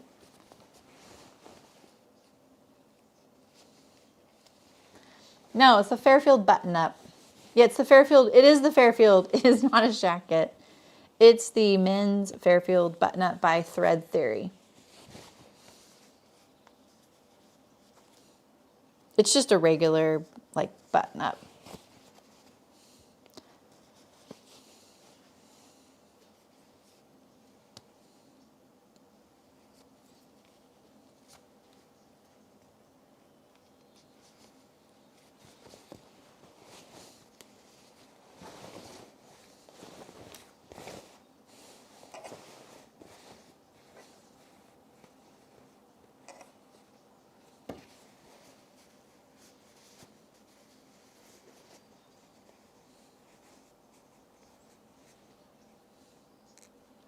It seems thick. Well, I am making it in a twill, like a bottom weight twill. And I usually make these in like plaid flannel. Flannel is a lot more compliant. It is true. It's a looser weave. It's kind of thick. It's kind of stiffer, more like, I mean, it's like a twill pant. I've made so many of these in flannel for my brother. I thought I would kind of change it up this year. He picked these out, these fabrics. Although that one, I have a flannel, a solid flannel in there. And I did a flannel lined one.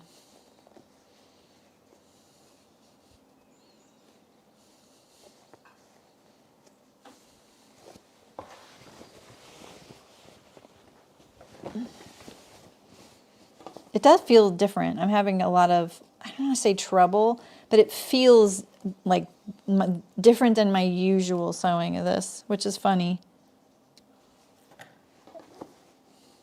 I think part of it's the, you know, when you use a fusible interfacing, it makes your fabric really stiff.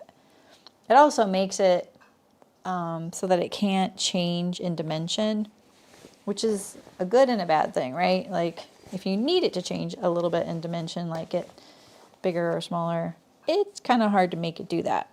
But if you need it to be really stable, it's really reliable. This is twill, and twill, we all know, has a diagonal, like, you know, pattern on it, which does make it a little, you can feel the difference. I feel like it makes it, I don't want to say stretchy. I'm sure if Tiffany's listening, she'll chime in and say what I'm feeling. But twill is funny, you know, like denim. All right, let's sew this on. I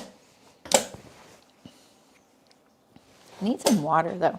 Oh, I'm gonna move this cup. Just say stretchy. Maybe that's what I should do.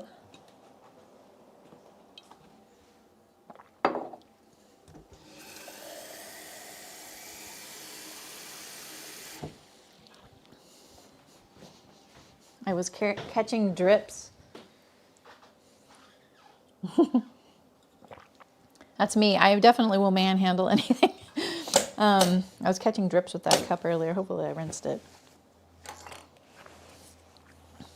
Do I usually go this way? I don't. I go the other way, right?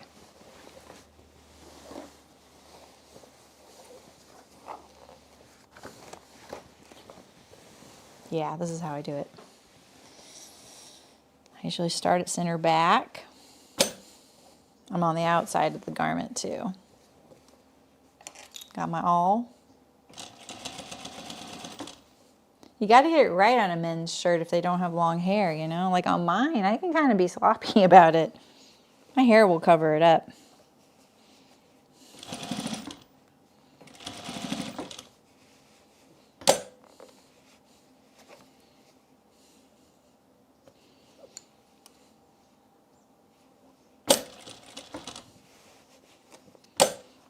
Oh my God.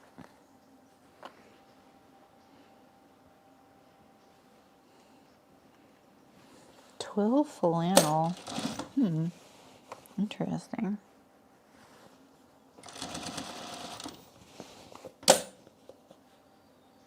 All right.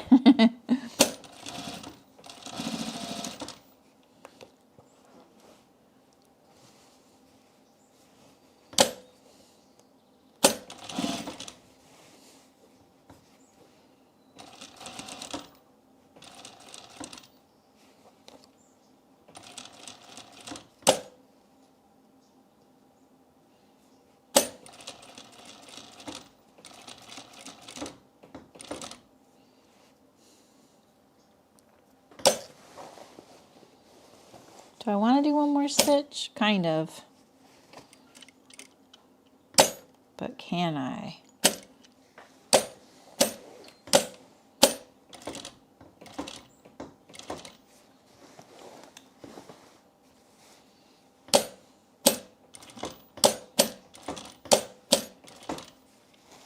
Walk it around the curve. I'm not very good at sewing my curves. Oh, that one's bad. Yeah. Not doing too good today.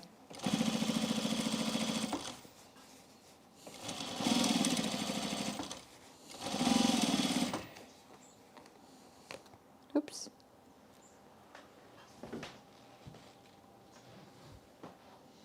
Someone driving down our driveway. Stranger danger.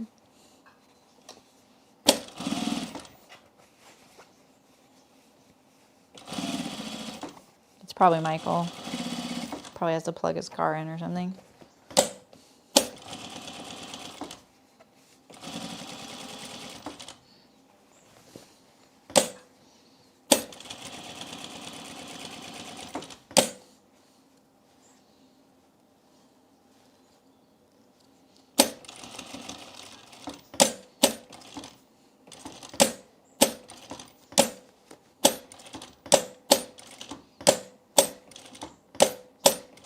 You'd think that curve would come out nice sounding like that, right? It probably won't.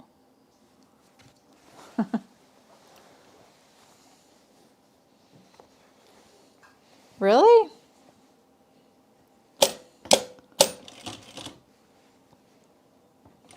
Am I making it look that bad?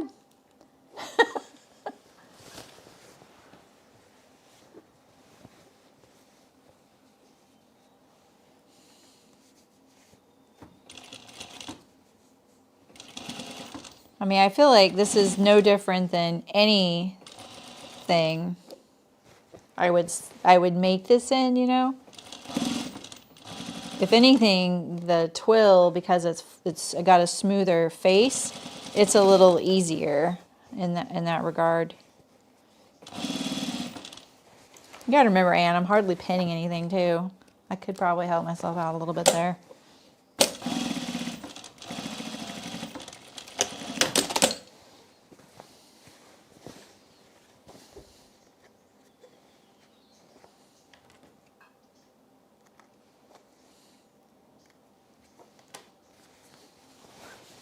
I like how moldable the twill feels. Like it feels very like sculptable.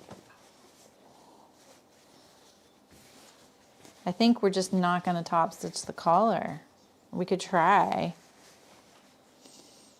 Kind of a bummer.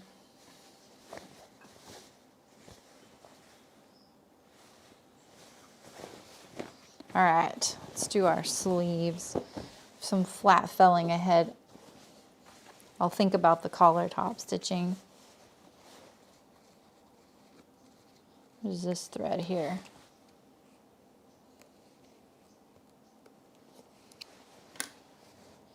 Definitely shows everything. Whereas the flannel, it kind of hides. Oh, we have the sleeve plackets. That's fun. I love doing the sleeve plackets.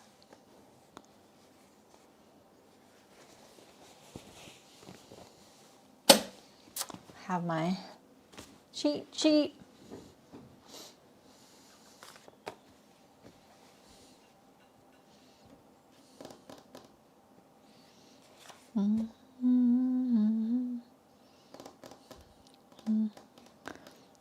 I really want to cheat and use iron-on for this, but I think what I'll do is I'll just interface. No.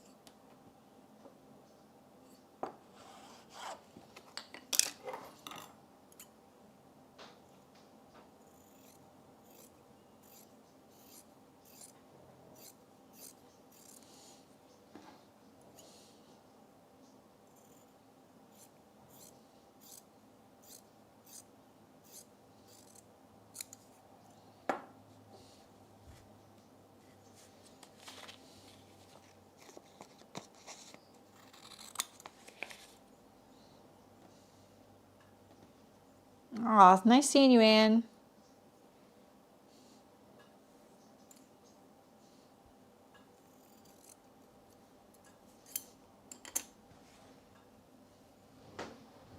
Yeah, totally. I'm gonna shut my door. It's cold.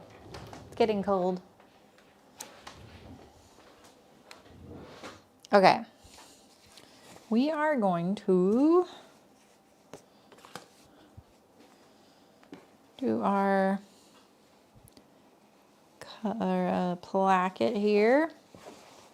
Start on the wrong side.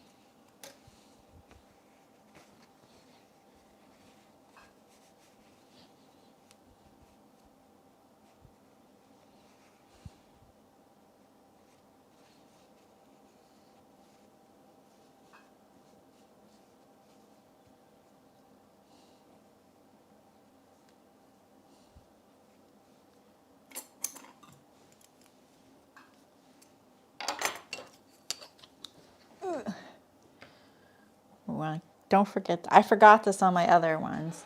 Hopefully I won't forget them this time. We'll see. So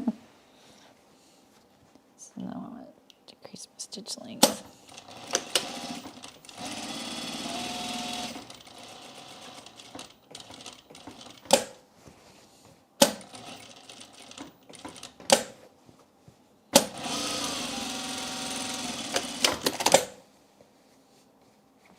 Ooh, not bad.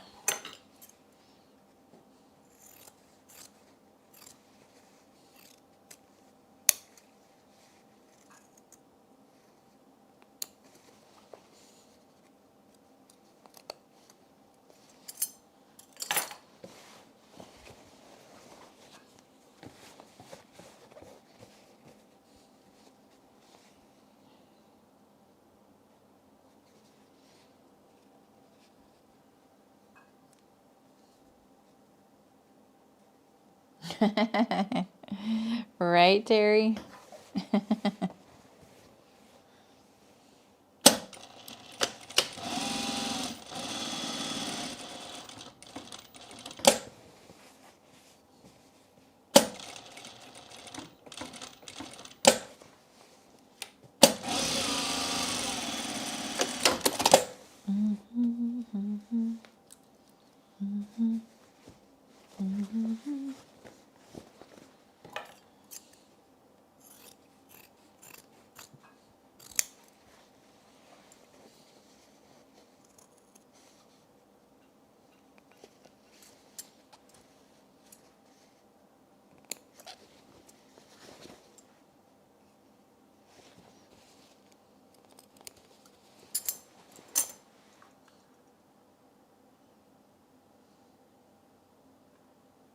Nice, Tiffany.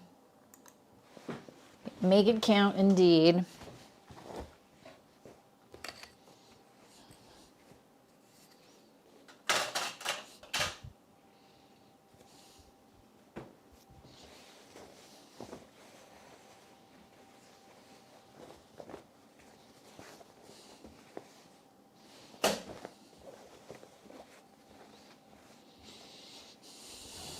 So, is anyone else doing any holiday sewing, knitting, crafting, anything, baking? Gosh, I wish I had a baking friend that baked Christmas cookies with no quid pro quo.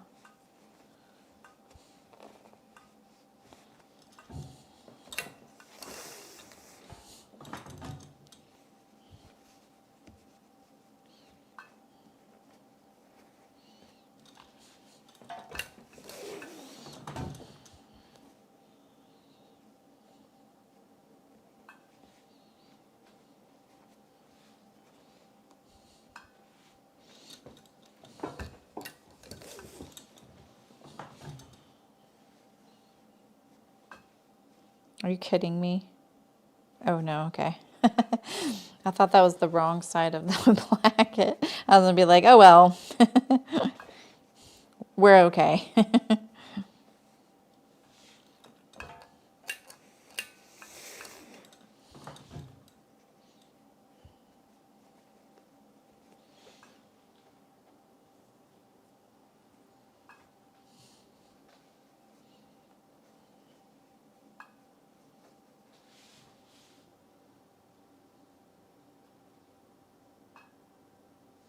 Ooh, biscotti.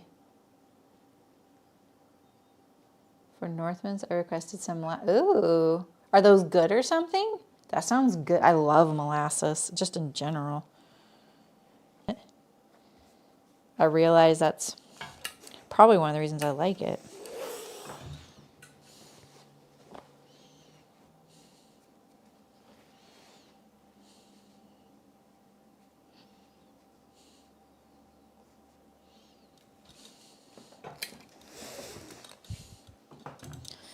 This placket has a, and I kind of like it. So I think I'm gonna do another square one. Looks pretty nifty. I like the, you know, the squareness.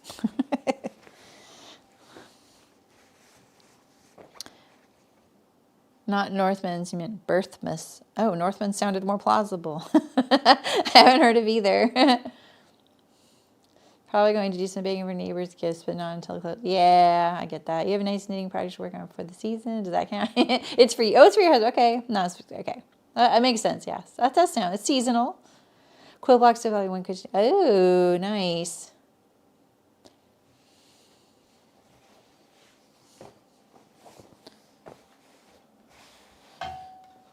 Could this just look nicer in general, please? Come on.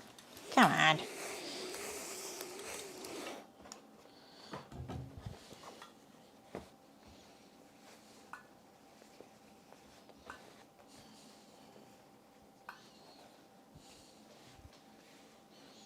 Actually, let me iron that a little bit too.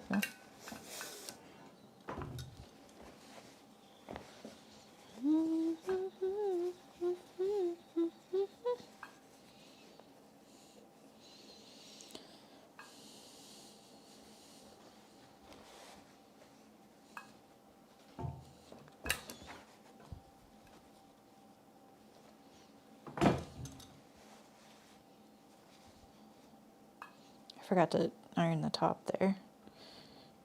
So I gotta do it at the same time.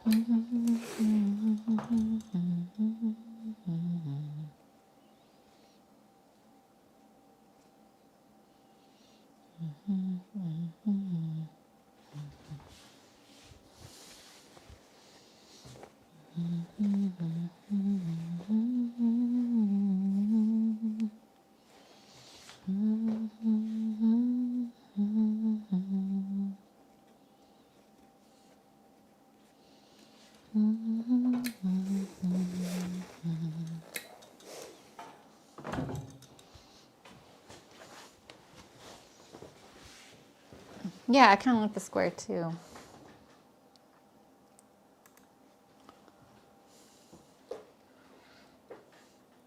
Oh, really? A chapel? Oh, interesting. I always call it a house, but I've never heard anyone call it that. I kind of made that up. Oh, we forgot this in one of these. This one here. Just nestle you in there like a little bug in a blanket.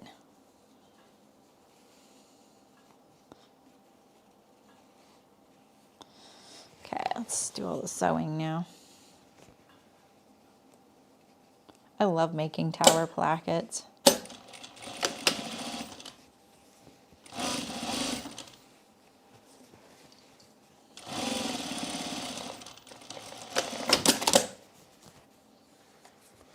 You're hand quilting 2 Hawaiian quilt blocks for pillows. Oh, and how are the dog coasters coming?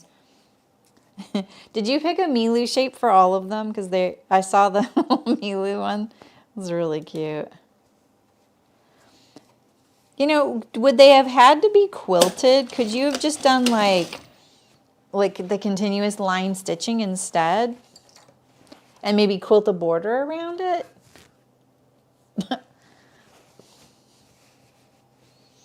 I'm good at coming up with workarounds. Everything's on the right side? Yeah, yes, okay. Everybody stay together. Hold tight.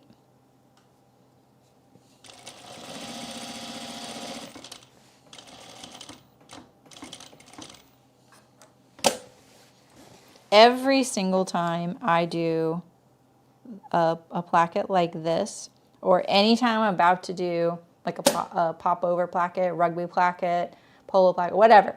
Anytime I'm gonna do that little X in the box, it reminds me of that puzzle. You know what puzzle I'm talking about? Where you have to draw, let's see if I can draw. You have to draw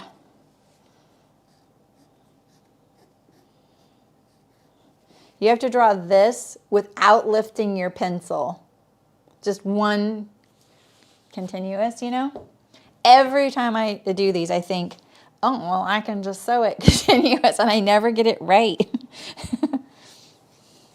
It's so funny.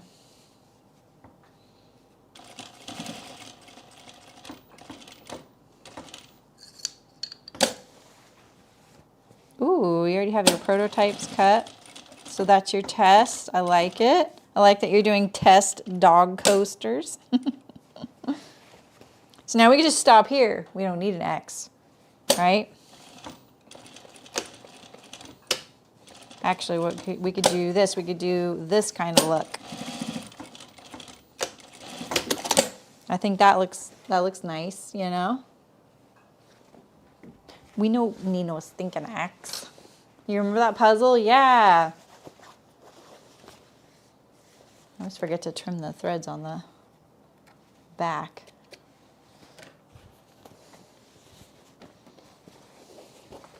Yeah, but I think because of the way you start the stitching, it's not as easy to do. You know, that puzzle.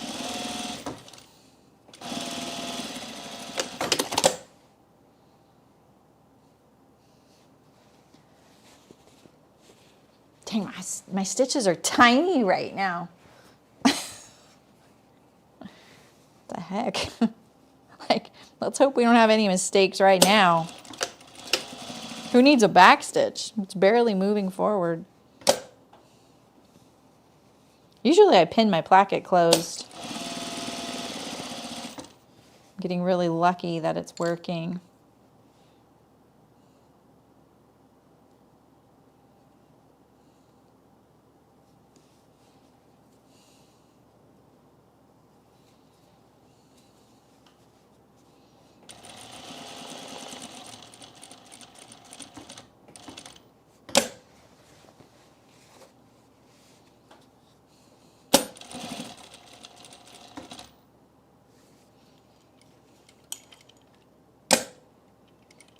They're friggin' small. I don't know how I could have to adjust at the end. How I couldn't just fit one more, you know? Oh, where's the top? Where's the top? There it is right there. Okay.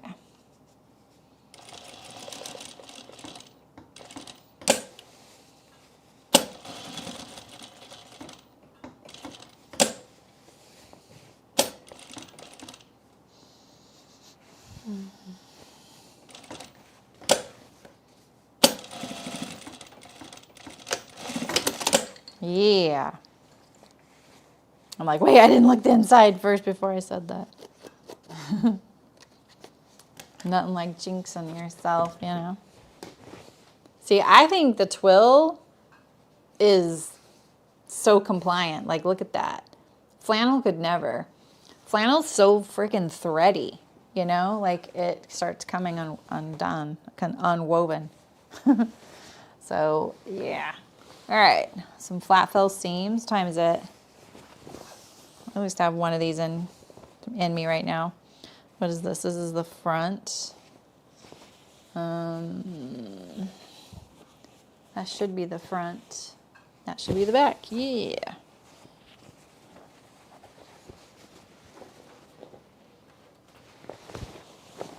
One of my favorite things of putting something.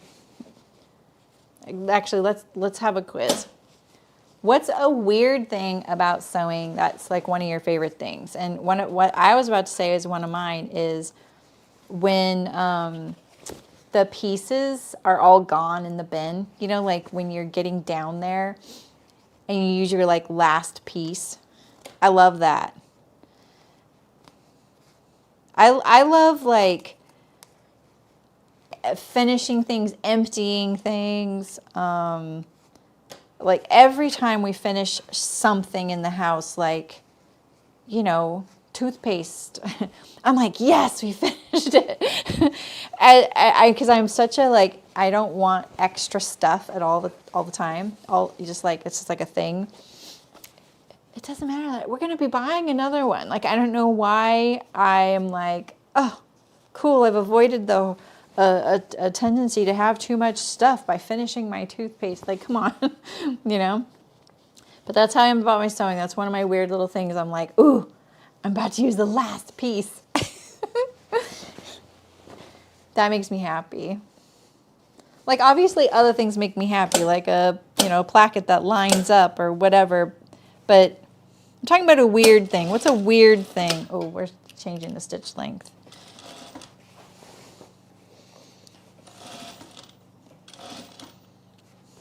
Tidying or something or anything. Yeah. Ah, I love that too. I try and do it before I leave every day. The cottage is pretty small and it's like everything has a spot. So it's pretty easy to tidy because everything has a spot. But there are a few things I'm like, ooh, you know. Yeah, right, Terry? Why did you say that? I think that is crazy to me too. And there's definitely sometimes I run into someone who's very hung up on it only being sewn a certain way. And I'm like, no, no, no, you're totally fine how you did it. It'll be fine. I saw the right side of my yoke and I panicked. And they feel like they're doing something wrong, or they're cheating, or it's not going to come out as nice. And I'm like, no, no, no, it's going to come out exactly the same. It'll be fine. People can be really judgy about that stuff, which is really funny to me. Like the people that get really hung up on something being sewn a certain way, because they think the way they see it sewn in the store is the right way. Man, don't leave me alone with those people. Because they're really hard to convince. I'm like, yeah, but no one said there's a right or wrong way to do that. And they have a special machine that does that. We don't have that machine. Because I'll have people leave comments on a video and they'll be like, but that's not the right way to do that. I'm like, who says who? Says you? Oh, you know, and I'm like, not really. Like, I mean, a flat felled seam is a good example because they have a machine that does that. We don't have a machine. Most people think the hand work is weird to like. Oh, yeah. Yeah, right, Terry? Yeah. Yeah, it is really interesting. I get so excited when someone wows me that way. And I'm like, okay, I haven't seen that before. That is cool. You teach something class, I had to explain that. No, we can't. Yes, exactly. It's hard. It's hard because, like, I understand where they're coming from. And I was talking about this with my husband because there's certain phases, I think, when I was a beginning sewist, where first you just want to get it put together, right? You just want to get it put together and you don't want it to look homemade. Then you go, oh, I want it to look ready to wear. I want it to look like I bought it at the mall or whatever. Then you start realizing, oh, that stuff's not sewn great. Why would I want it to look like that? And you start appreciating that hand sewn is not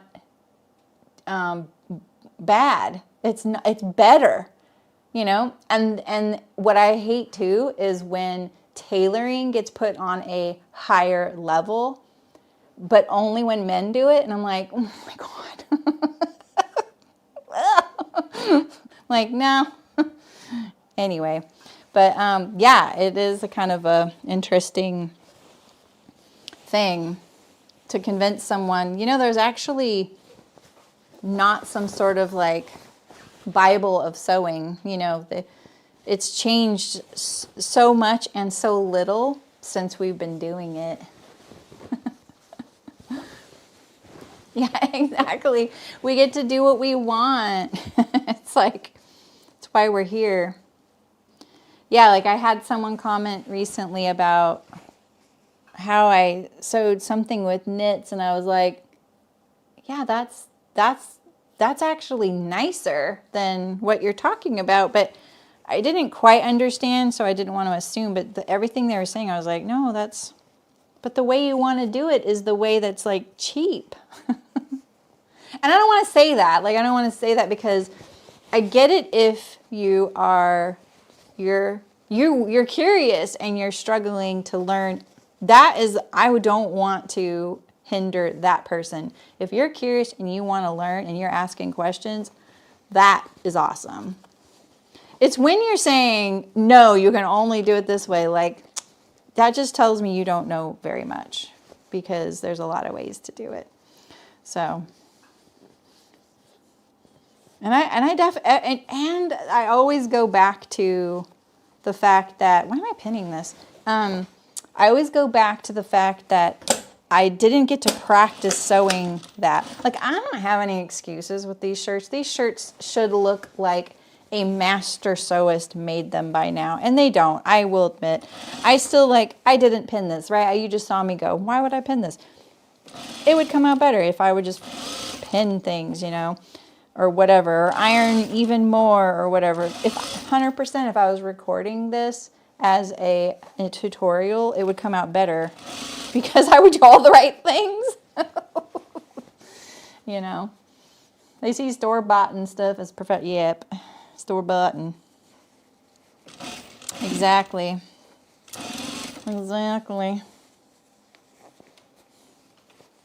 But, you know, you've heard me talk about, like, when my daughter was little and she was begging to buy a costume at we were, like, in the Target aisle.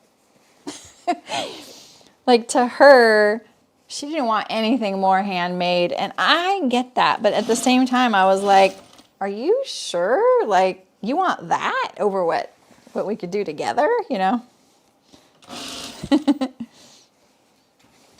Eventually, she started being like, oh, yeah, I want to ask for whatever I want and get it. You know, like whatever, you know, if you can't find it at the store, Mom will make it.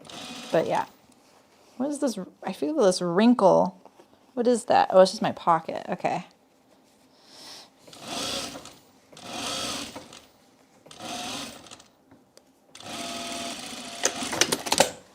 Yeah, I'll sometimes get questions like, okay, I want to change this thing. And if I do that, can I do it this way? I'm like, yeah, you could do it that way, or you could do it, or you could just use the same thing. You're fine. You don't even have to make a change. Well, which way is better? You can just pick which one you want to do. And that is not a good answer for some people. And I get that, so. Nice. You're hand sewing, right? Yeah, so that sounds like a lot.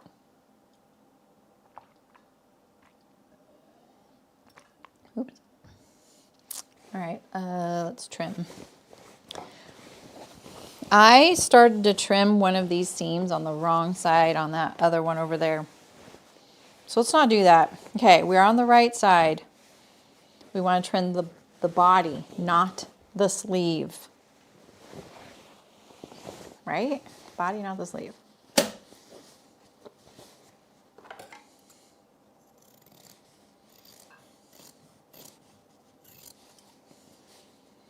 Yeah, but I think like 9 times out of 10, anything I make could have come out so much better if I had gotten to make like 2 before I made my final one, right?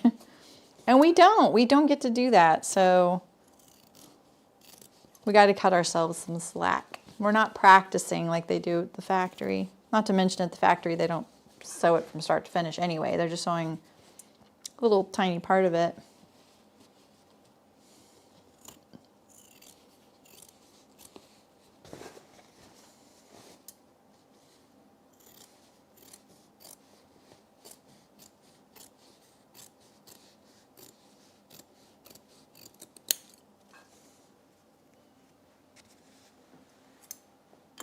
This is a twill, just like a regular pant weight twill.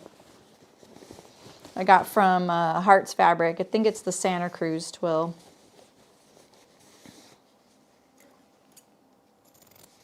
I'm going for that uniform. Look, these look like uniforms. I think they'll break in nice though, and they'll last a while. And I think flannel is like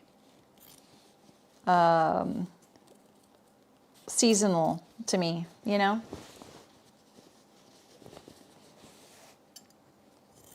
Yeah, it does have a nice sheen. I have a pair of pants sewn in this exact same twill and color. It looks like a completely different fabric, but it breaks in really nice. Like it does get really nice patina, you know, like on the edges and things. The color stays pretty good too.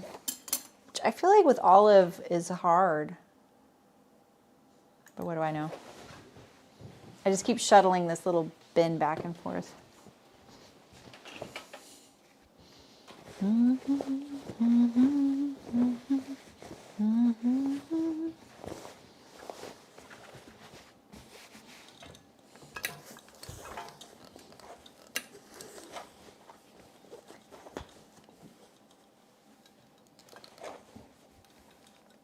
I need my hammer for these.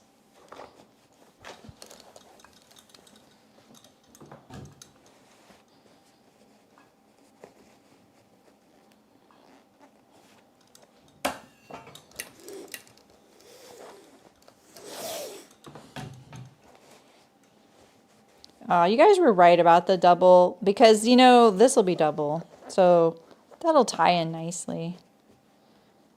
Maybe I should go back and do it to the pockets. I didn't do it to the collar though, you know. But I could add that later and just be really strategic about my back stitches.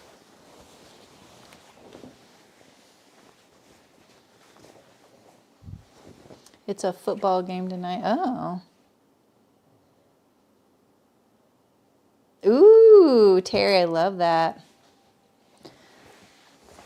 Like the black and white flannels on the inside. I love that.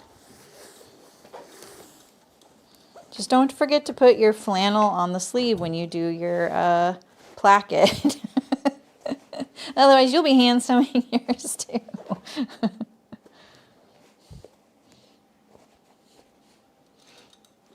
I'll tell you what, the snaps on that thing, yeah, that was perfect. I feel like that was like a great finish for that heavy. Oops.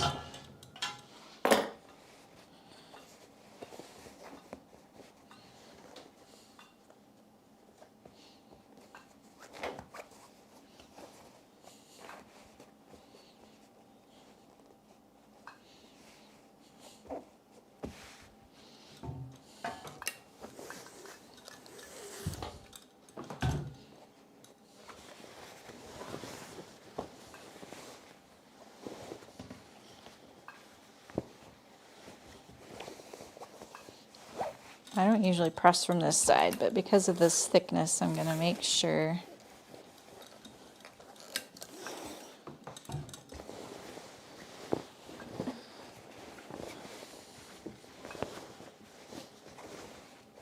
My new sewing word is pinch. I don't want like one layer to get pinched by the seam. All right, so now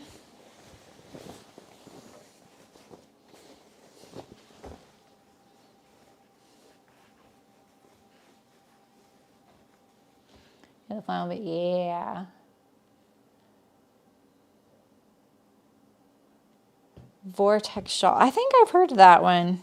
I haven't been knitting in a while, but I have heard of that one. I'm gonna pre-iron my flat felt seams. Oh my gosh, look at me. Who am I?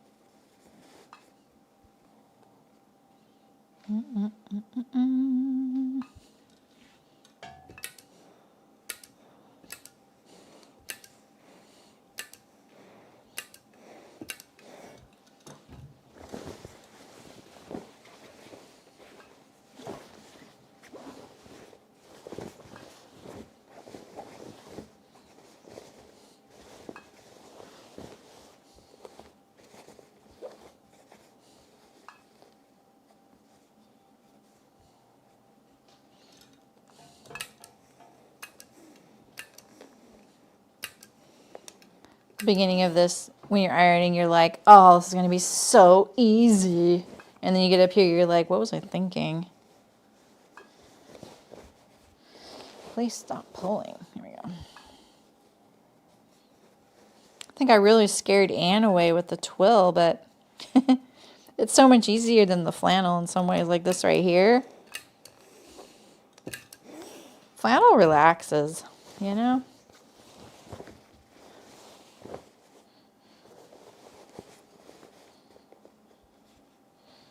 I got a lot of this shirt done. I think I'll do the, well, what time is it? Yeah, we'll see. All I have left is the underarm seams and cuffs and hems.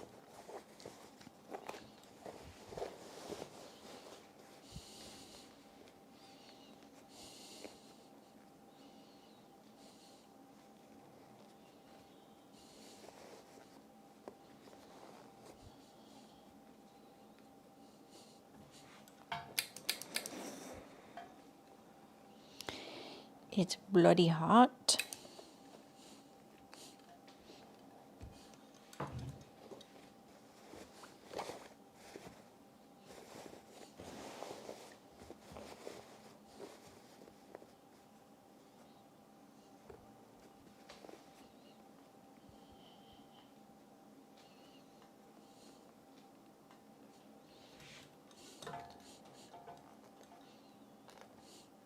Now I have that flat felled foot, but I figured it out. It does a really nice job, but it is fiddly. It's fit. You have to like start. I don't know if I can even describe it. It's been so long since I tried it, but I'll have to. The heck? Where's the? There it is. I have to put a little more time into it to like actually get like feel good at it, you know? Aw, that's awesome, Sure Bear.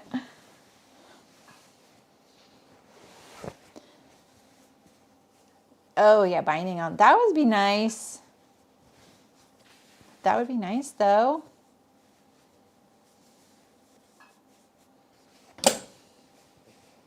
See, it's funny, when I first got this machine, I had a machine with electronics before this, meaning like I can do this with my other machine, and I could do the automatic back tack. But it sounded much different. This sound here, this is so loud to me that I had a lot of like worries about it. I wasn't really into the sound, and I just wasn't used to it. I really needed a heel lift. The other one was a knee lift. Oh no, I couldn't do this. I could only do the automatic back tack. Yeah, that's right. Mine was a knee lift, right? Yeah. And it was 100% a knee lift, because that's why I had to switch to a heel lift, because I was having problems with my low back because of using the knee lift for so long. Because I was using it, 40 hours a week, 5 days a week, it was a lot on my lower back. So it's a very asymmetrical movement, and that machine finally died. Like it really was like 45 years old, I think, when it did. And so we removed the electronics. So it was still a good sewing machine. It just didn't have the automatic back tack anymore. And I sold it when I closed my factory, and I got this new machine. And when I got it, I had been streaming a little bit, a tiny bit, I think. But I was like, oh, this is going to be so annoying on camera.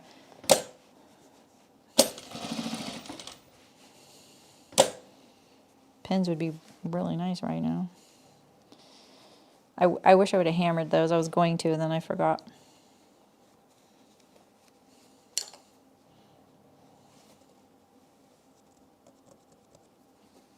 Do you want me to bring in the camera? I'm sorry. I left it up so high, and it's such a dark fabric. Okay, this is usually where I have to re-sew things, so I really want to try and not have that happen. what'll happen is it'll either miss, be crooked, or something because of the thickness right here. Let's hope I got it. It looks good. Looks really good. Okay. Yay.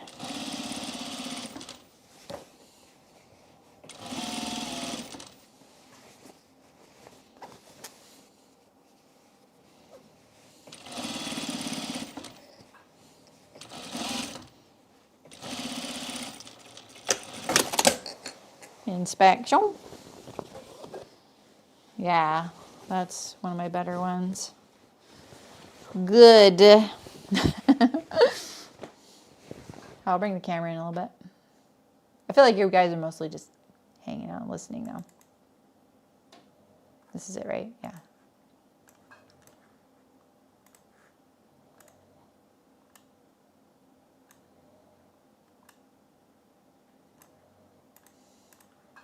Nice and close.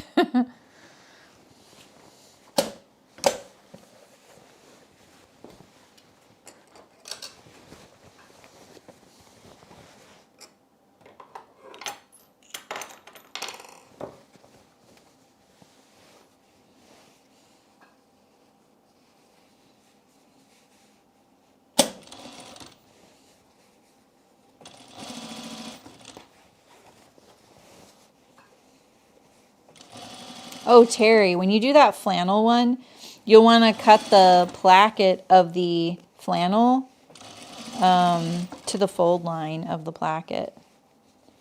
You know what I mean, Jelly Bean? I have never sewn my finger on camera. I've sewn my finger. I think the only thing I've ever done on camera is hit my finger with the screw here. Like, you know, when it does this, I've hit myself. That's painful, but it's not anything like sewing your finger, you know. Pretty sure I haven't sewn myself, have I? Yeah, I think that's the only mod I had to do was, like, I did an internal fleece yoke. You don't have to cut as much in the flannel. Not fleece, flannel. You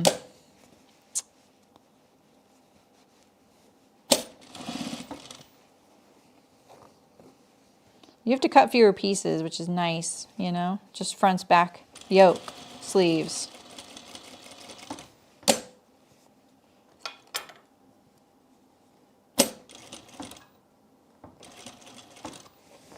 I was not paying attention as much this time. Hopefully we're okay.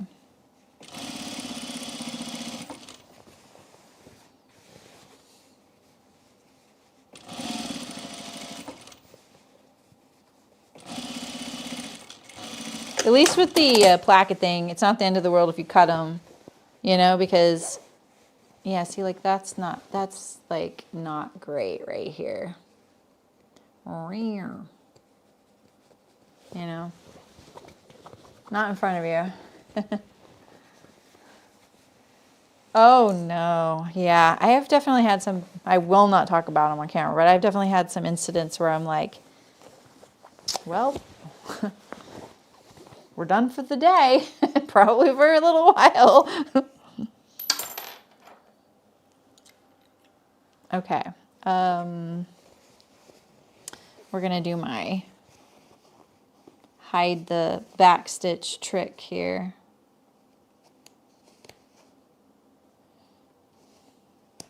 Which I employ on just about everything now. See, this is the thing, is like, you start learning little things you like, and then you just can't not do them, and then it takes forever. These stitches are so freaking small still. It's at 2.5, you know?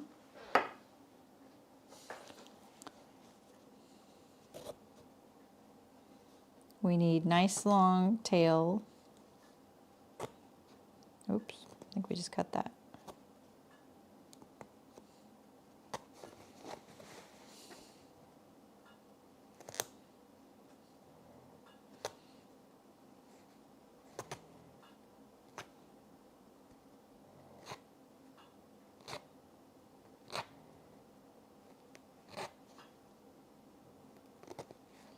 Where are we going to? Let's see. If I'm being honest, I would go to here.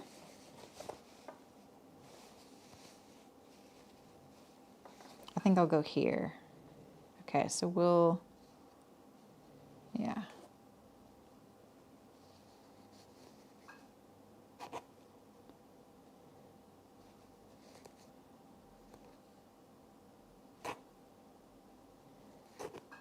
Oh man. It's okay, we'll still have a long enough tail.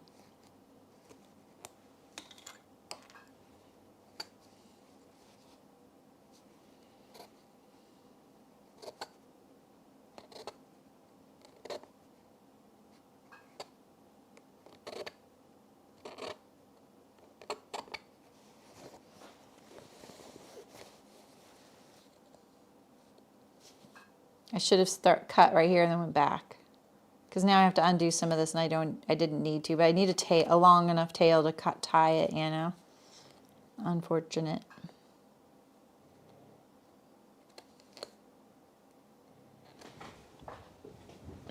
All right, Terry. Have a good weekend. Once I fix this, I'll probably log off.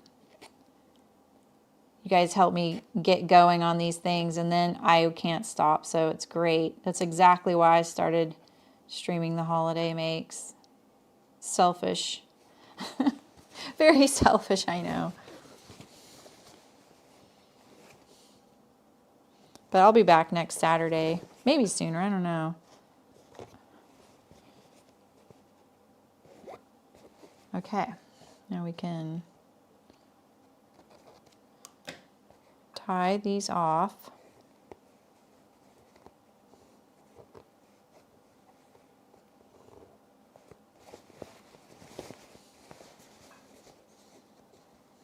See you, Amy.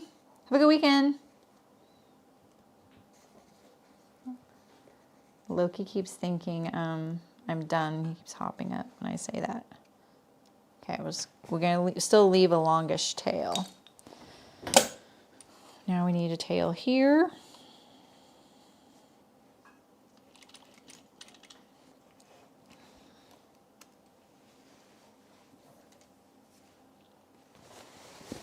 And we don't want to sew over these tails. Where are they? Okay.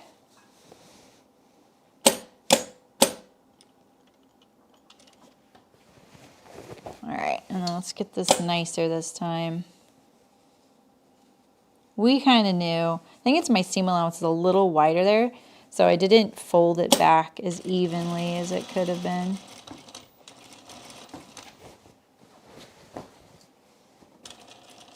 So closer to the fold. Where's this tail at? Okay, pull it out of the way. There it is. Try and keep this in the curve. It'll make it easier.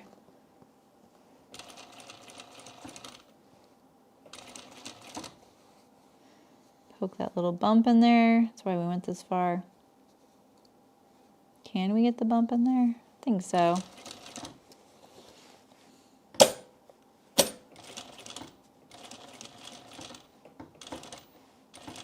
Okay.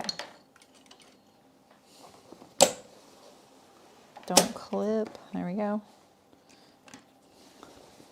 See, nobody will know. Nobody will know that we did that.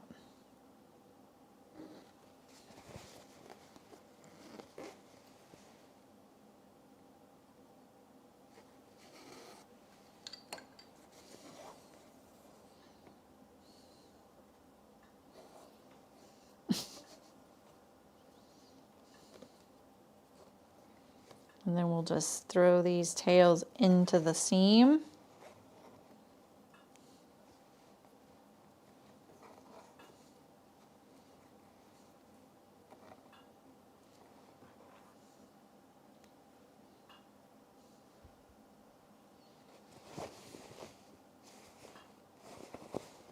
bobbin looks a little wobbly there.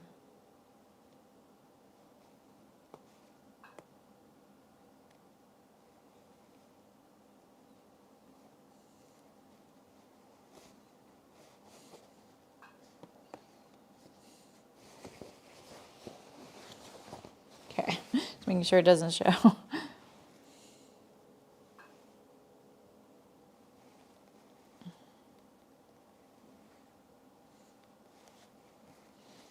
Can I get all 4 in there, you think? Maybe. Let's see. Did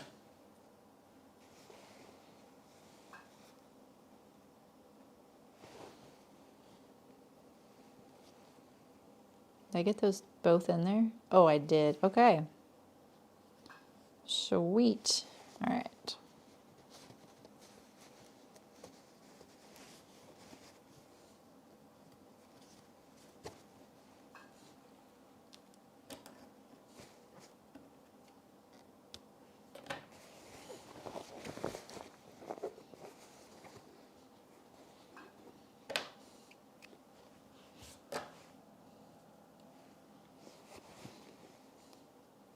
Oh, see, there's a little bit of blumping right there.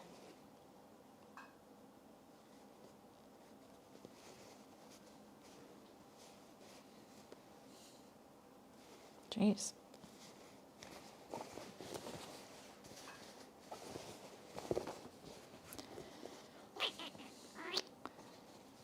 Can we get all 4 in there? I learned that you shouldn't lick your threads. The tip someone gave me in the chat of licking your needle eye is better.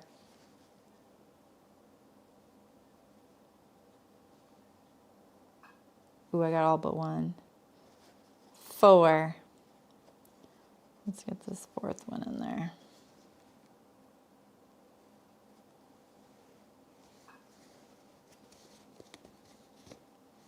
All right. Got it in there. Sweet. Archaeologists might figure out my little secret, but that's it.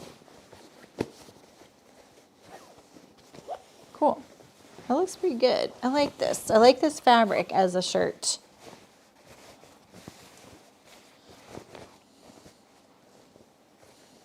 Definitely looks handmade, you know. But is that a bad thing? This one could have stood having an undercollar, I think. Cool, I think we'll stop there.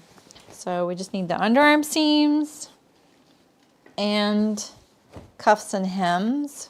So I should be able to finish this by the time I see you guys next. And then I have the denim flannel one to sew. And then I think I have 3 more to cut out.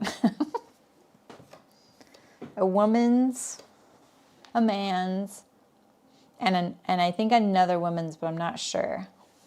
We'll see. Well, thanks for hanging out with me, guys. Appreciate it.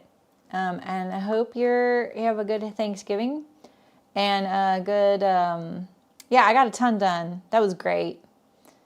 I got all the hard things done too, you know. Well, I think like the plackets now are not hard in this fabric. I think what'll be harder is the underarm flat fell seam. That will be harder. But yeah, my collar is a little iffy, but you know, maybe we can spruce it up a little, finesse it a little bit. So yeah, have a good Thanksgiving. I'll probably be here next Saturday, cutting or sewing. I think you're right, hammering for sure. I think I have to protect it when I hammer it too, because I do feel like that will mar the fabric a little bit. It doesn't necessarily look bad, but you know, anyway, yeah. All right. Thanks for coming, guys. Have a good weekend. Bye.